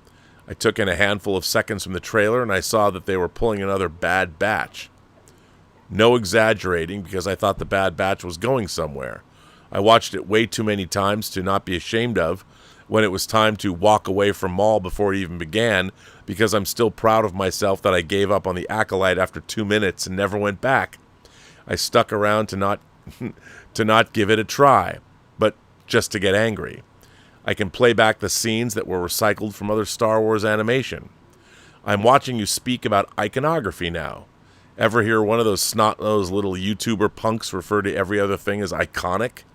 As possibly the person with the best perspective as the youngest Gen Xer, and as someone who wants to be like those who came before me that are so much more talented that I could possibly have enough time to catch up to, and I know how I feel is different from the typical way we look down on anything younger than us, but I'll boldly say that the creativity and talent that came before me, after they couldn't even kill me after I was born, not just everyone younger than me, but the creativity and ability had transformed and turned into making a world that would disregard those talents and curiosity and find pride and self-worth anytime they could silence or convince kids that stuff didn't matter. And they're still winning. I felt nothing but anger, but I gave it a fair shot as possible, and I just felt myself jumping into the shoes of whoever was working on it, and that was easy. But even my version of their job would piss me off. I see crime that's legal and fashionable. We've gone from Star Wars to the opposite of Star Wars, and still gets to be called Star Wars.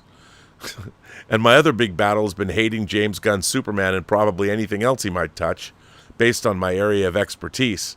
If a creator knows the proper mix, total plagiarism could become a masterpiece. So could not being anything close to resembling what they share a title with, even if it's terrible.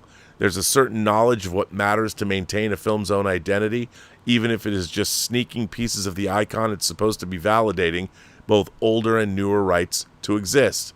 It's hard to tell a story and harder to make a movie. When it's obvious that they just want to be caught stealing the right things, it shows in their non-movie. It's offensive. I just talked about the way traditional animation and the color red on digital transfers are going to be lost to bad taste. I still use my tube TV whenever I can. VHS has always been terrible. But back to Gunn. I don't know if anyone applies anything they've ever picked up in the past to the present, but I have it in a layer of new skin so I can reference Bruce Timm's animated TV universe whenever. I love talking philosophy and politics until I win every time, but I see exactly what Gunn is doing. He's not living out his time in the spotlight. He's finding the best way to transfer so that I get angry about stuff no one else cares about. Wow, you should get some good letters and you know how to pick. Wow, you sure get some good letters and you know how to pick them. I know that Tim reference and borrow, and I can even point to those exact panels from Archie, Teenage Mutant Ninja Turtles, and the Keith Giffen Legion comics. Nothing wrong there, but I do see how Batman the Animated Series, Superman the Animated Series, Batman Beyond, Justice League, and Justice League Unlimited went missing from every HBO Max catalog from every other country but ours, and it happened the beginning of the month after the trailer that dropped for the Supergirl vs. Lobo thing that they're stealing from Tim. I'll even go as far as ripping off The Suffering would be okay too, if it's thoughtful enough to have a purpose I can dig out of. But all I see is how fast he's burning through his Superman theft is going to take us to Brainiac, and I could tell you how, but that would barely be worth our time. And I can hate Cape Crusader with the best of them, but I've developed a new skill in imagining what's been happening through all the current fuckness. I love that. I love the word fuckness. I've never heard that before. All the current fuckness. And I can see where they were going with The Mandalorian's third season without some big reveal on some fake leak of politics and scandal that explains why the second season of Maul could get canceled and will be blamed on me somehow. So I'm not trying to fix anything, knowing that the fuckness is already baked into the process. But I don't even remember why I started this. Hope it wasn't a full-on rant, but I'm sure glad I found you this afternoon after the night I found you. Thanks for all you do and have been doing probably before that. I'll take it wherever I can get it. Your pal, Brian. He goes on to say, my appreciation doesn't come easy. Bruce Timm might be my idol, but I already know we wouldn't get along. In fact, in collecting his stuff, I found myself emailing one of his best friends, Roger Clemenson of the Hammer horror film world, and I'm content reaching out to him if I ever need any guidance for any reason. But what I don't do is pull a James Gunn. I don't see any point in what he's doing. It's not hard to judge anyone who says positive things about him. I don't know these major players, but if I'm going to get that emotional and invested, I got to think Bruce Timm got in with the same passion. So I'm not trying to help humanity. It's just a rational line of thought that I carry and always have. No one gets it, and I wasn't expecting them to. It's nice to hear someone else tell me, yeah, it's pretty fucked, once in a while. But then there's people telling kids that they can really get something out of Darth Maul. If you hear that happening daily, do you mind your business or jump in only when you know you can take them? I can do all too. Unlike them, I can take a beating. I'm just protecting anyone else who might be able to hear them. Well, let me tell you, sir, these are some letters. Brian, I like them. Keep them coming. And you know what? I appreciate you taking the time to write. But you sound what's in my head when I try and watch modern Star Trek. And I understand it gets frustrating. It's hard to like, I go on Versus. I love going on Chris Gore's show Versus. And Angry Badger and I love Angry Badger, but he and I always get into it because he is deep, deep, deep into Star Wars lore. And it's hard for me to listen to what he has to say and even accept his point of view, because so much of the lore that he's deeply steeped in has nothing to do with George Lucas, and it was all created by people that loved the original Star Wars, and they've brought their own takes on it. They've expanded the mythology, whether it's in the Dark Horse comics, whether it was in the Heir to the Empire series, whether it was in the Han Solo or Lando Calrissian trilogies, then it was in all of the Star Wars novels that came out, the now Legends universe, whether it was Alan Dean Foster writing the first one in Splinter of the Mind's Eye.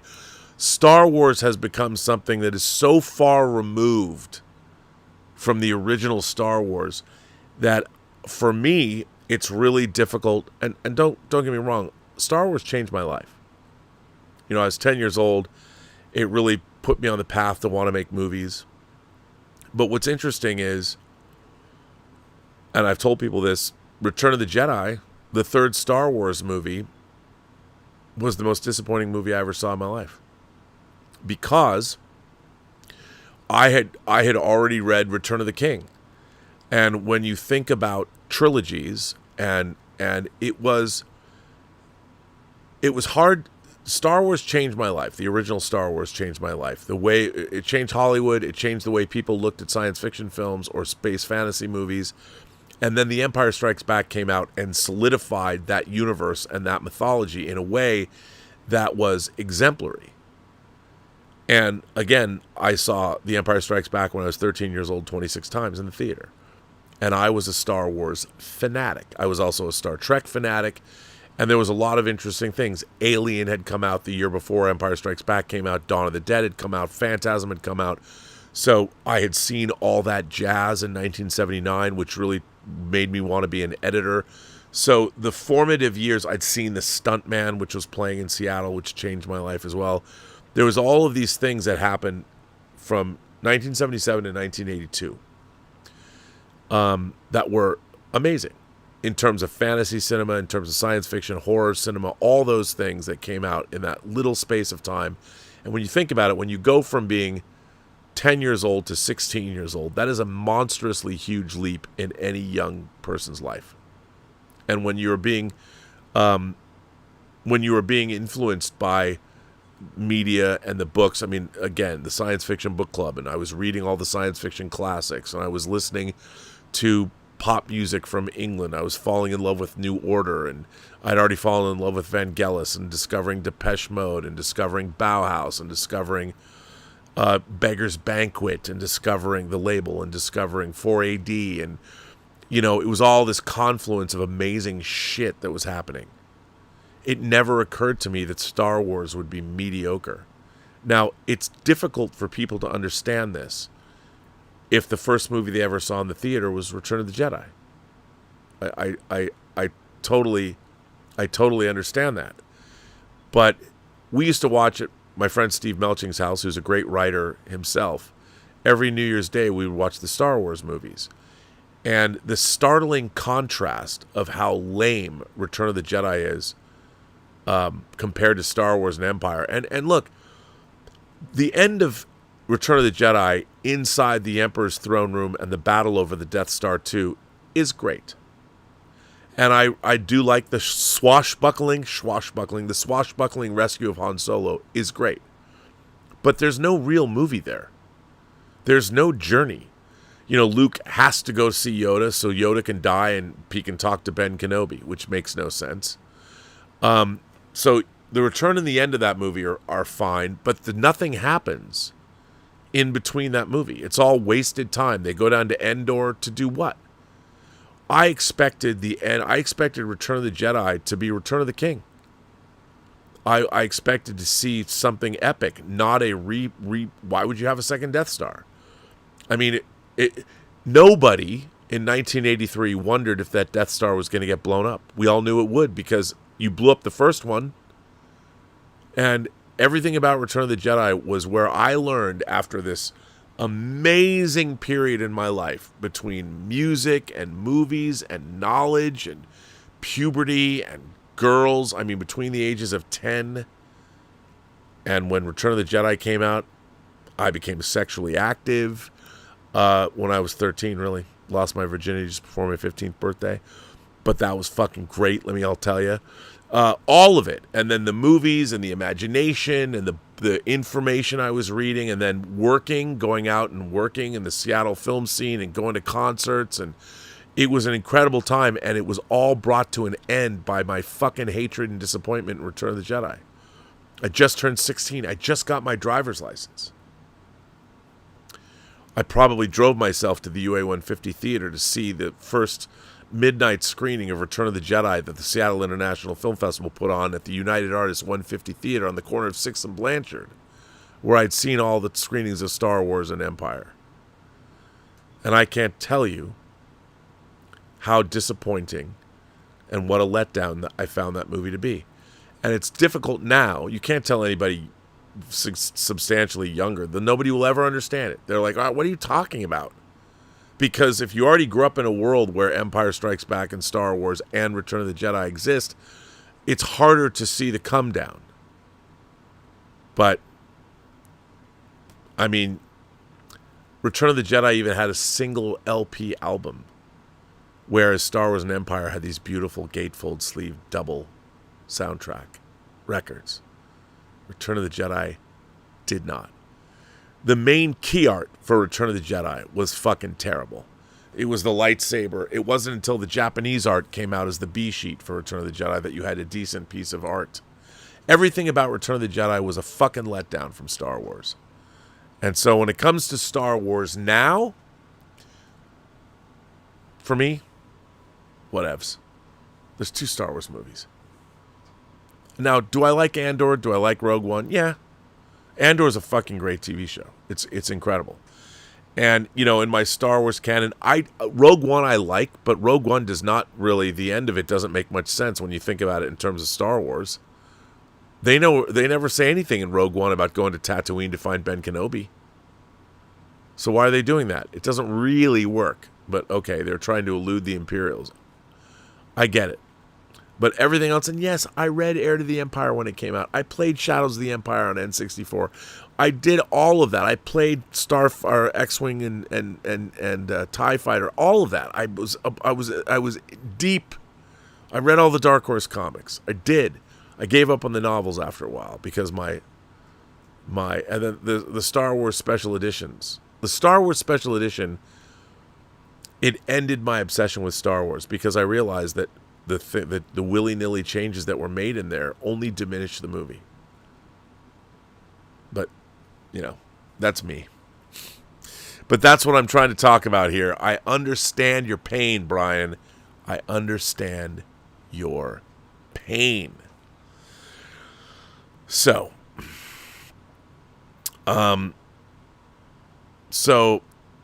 Bajaro says, suggest watching Michael's The Square One doc on YouTube. Insightful before your Michael live stream. It's where I think they were going with the original ending and the sequel. Oh, that's interesting. I'll hit that. I've been watching all kinds of Michael Jackson stuff.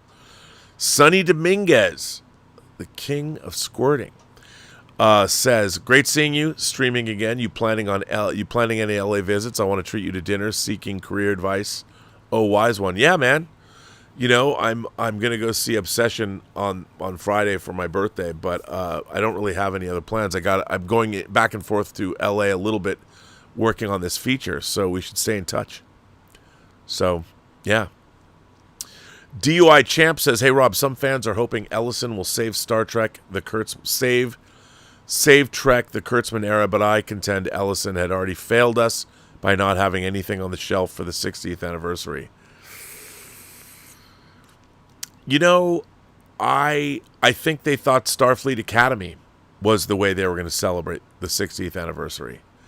But again, look, none of the people other than Mike McMahon, the only person, and you can say Kirsten Beyer, who has written great Star Trek novels, and she was involved with the shows, but she didn't come out of the TV world, the TV realm. She was lucky to stay there.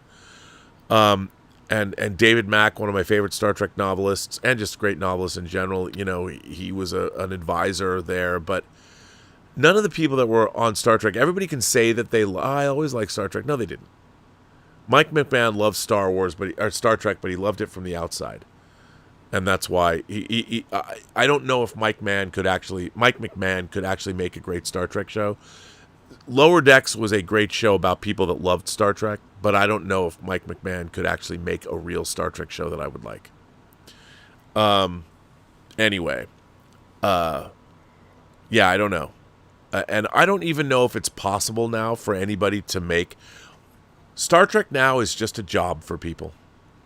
What you need are passionate people that really understand. I don't know. What you need is somebody like a Kevin Feige, somebody at the top who loves Star Trek. And a lot of people have said, look, I would love to be that guy. I would love to be the Star Trek executive that Paramount has always needed but doesn't have. They kind of had they've had that with some people, but they aren't people that can control production. So I think Star Trek is frankly a lost cause. They'll go and try and reinvent it. Maybe they'll make another fun action movie. But as far as a viable franchise that has an ongoing universe, I think Star Trek is dead. I am not optimistic about the future of Star Trek at all, because I think they don't understand it. So it's a bummer. What are you going to say? Norwegian Kryptonian talks about this. Just says 60th. I know, right? Down is Up 76 has been a member of the channel for 6 months. Thank you for that. Silly Goose says, been a hot minute since I asked you this. What's the last album you listened to front to back in one sitting? For me, it was Infidel Art by Psy. You know what? I can tell you the answer to that right away.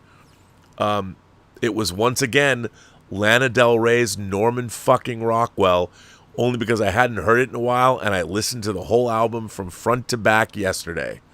I love Lana. Lana Del Rey, the David Arnold song that's on the front of First Light, the new Bond video game that she sings, it's okay. And I'm not some Lana Del Rey acolyte, but that particular album is amazing. The other album I listened front to back the other day was The Hurting. The Tears for Fears, The Hurting, because I wanted to listen to the Atmos version. So I listened to that front to back. Nothing New. So there you go. Fan addicts. That's cool. Fan addicts. I like that. Hey, Rob, can you say hello to my wife, Marion? Well, there's different ways I could do that. I could say, hey, Marion, how you doing? How's your husband, Fan Addicts, doing? Or I could say, hello, Marion. How you doing? Or I could just say, hi, Marion. How are you? Or just, Marion, it's good to see you. You look nice tonight. That scent you have on is just, it really suits you. Memorable. It lingers behind you. I like that. How about that? Will one of those work? Maybe. Who knows? Let's see. Did I turn off Darth Plato? I didn't answer. I did. We talked about, but I like the Disclosure Day thing. I mean, it's so interesting when they release these. The War Department releases the UAP files, and they say things like, "There's a giant, vehicle structure, whatever, buried somewhere in Asia." Well, the answer to that is, okay, I'll bite. Let's go there. Let's take a press and let's take everybody and let's go to this base where you've buried this gigantic, it's too big to not bury. So let's just go see it. All this stuff like is there really 2 mile high or mile columns beneath the Grand Pyramids, the Great Pyramids of Giza? Let's go and figure that out. Let's just go do that. Let's go see that. Why are we waiting? Saying ain't doing. I mean, let's go. Let's fucking go. Anyway, I think I'm going to end this stream. It's been fun. It's been 2 hours. I want to thank everybody for listening. I want to thank you guys for writing letters. I want to thank you. If you want to write a letter, right down there. Write me a letter. RMB, Robert Meyer Burnett 1701 at gmail.com. Just put Robservations in the subject line. Send it to me, and I'll read it on the show if it's appropriate. Or if it's inappropriate. It just should be good. And Brian, those are interesting takes you have. Interesting letters you wrote. And I have one more to leave us with. And where did I put it? It's from Robert Coleman. Let's let him take us out. Robert Coleman says, hey, Rob, wanted to say thanks for explaining in detail that films are remastered in blue and 4K. That really put things in perspective. I'm very educational, so thank you for that. Along those lines, I was wondering if you could say something about boutique video companies. Are there any that you favor more than others? Are there some that put out better films more than others? Any other random thoughts on this topic is welcome. Thanks again, sir, and rock on, brother. Well, Robert, since I'm not doing Let's Get Physical Media tomorrow, there's a lot of really, really spectacular boutique labels. And I would say that almost all of the boutique labels that work in the physical media space are doing it out of love because there's not that much money to be made and it's a pain in the ass. But if you look at everything like Powerhouse Indicator putting out John Rowland's vampire films, the fact that and anything else they've put out, the work that they put in, everything from the packaging to the transfers, incredible. They started by putting out Columbia Pictures stuff. Hammer Films, putting out their own films. They're big box sets. I mean, X the Unknown's the next one I want to get. Incredible work. My favorite, probably one of my favorites, but my favorite, I love Second Sight. Second Sight, I've been buying Second Sight discs now. This is the 14th year I've been buying stuff from them. I have a bunch of an order coming in. Everything Second Sight puts out is exemplary. It's all done out of love, and the reason I will always love Second Sight is Dawn of the Dead, the original 1978-79 Dawn of the Dead. I mean, it debuted in 78, but 79. Dawn of the Dead is one of my favorite movies of all time. I've owned it in multiple formats. Their box set of Dawn of the Dead is my single favorite physical media release ever. And you know what? They do extra work on the transfers. They do such great work. They spent like a year doing the transfer for The Hitcher, getting it right. I didn't love It Follows very much when I saw it, but I did buy the Second Sight disc, and when I watched their transfer, I was gobsmacked, and it was jaw-dropping. But there's so many other labels. Umbrella in Australia, Imprint. Of course, Vinegar Syndrome that put out My Beloved Liquid Sky. I wish they would put it out in 4K. Maybe they can't. Turbine. There's just Kino Lorber is putting out just a mad variety of stuff. And I don't, whether it's Blue Underground or whether it's Severin or whether it's Synapse or whether it's, there's so many great boutique labels. And you know what? They're the future of physical media. And hell, even Lionsgate Limited that I write for has now become a boutique label in itself. And I think my article my essay I wrote about David Twohy's The Arrival with Charlie Sheen, I saw that it was announced somewhere. Maybe my article, I actually wrote an article about The Arrival that has a true story about when I interviewed David Twohy and I kind of insulted him. So consider my new article, my new essay for Lionsgate Limited, a 30-year-old apology to David Twohy. And I'm writing an article about Sing Street next because I love that movie. Anyway, so there's so many boutique labels that are, and then there's just smaller boutique labels like Deaf Crocodile is an amazing boutique label, and they probably have the most obscure output. A lot of these boutique labels have a lot of obscure output. Vinegar Syndrome's partner labels, but Deaf Crocodile, man, and they do a phenomenal job. Here's a shout out to there's so many. 88 films, 101 films. 88 films just released a box set of Arcade, the first movie I ever edited. I can't believe it. The Blu-ray was terrible. I hope their version is better, the one that was released domestically. But shout out to all the boutique video labels. They're carrying the torch forward. And we're getting MGM catalog movies and Paramount catalog movies. If we weren't getting them from people like Kino Lorber and Vinegar Syndrome, we probably wouldn't get them at all. So, because the studios have no interest in releasing their movies on physical media. And on that note, once again, I want to go back and say thank you to everybody for generously supporting this channel via super chats and tips.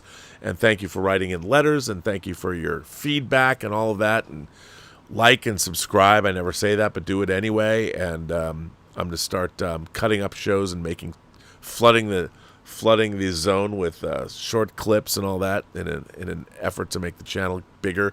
One of my goals, I do want to reach. Help me really. I really want to get a YouTube plaque. I got to get to 100,000 subscribers. I'm never going to get to 1 million subscribers. I'm an acquired taste. But I need to get my plaque. I've been doing this for too long. I just want to put that YouTube plaque on a shelf. That's my goal. That's my dream, Ray Kinsella. That's my dream. Anyway, everybody, go see The Sheep Detectives. And if it's your thing, go see it. If not, don't go see it. But go see it. Report back to me. And on that note, remember, every person you meet has a story to tell that you have yet to hear. And all you have to do is listen. And with that, I say to you, have a better night.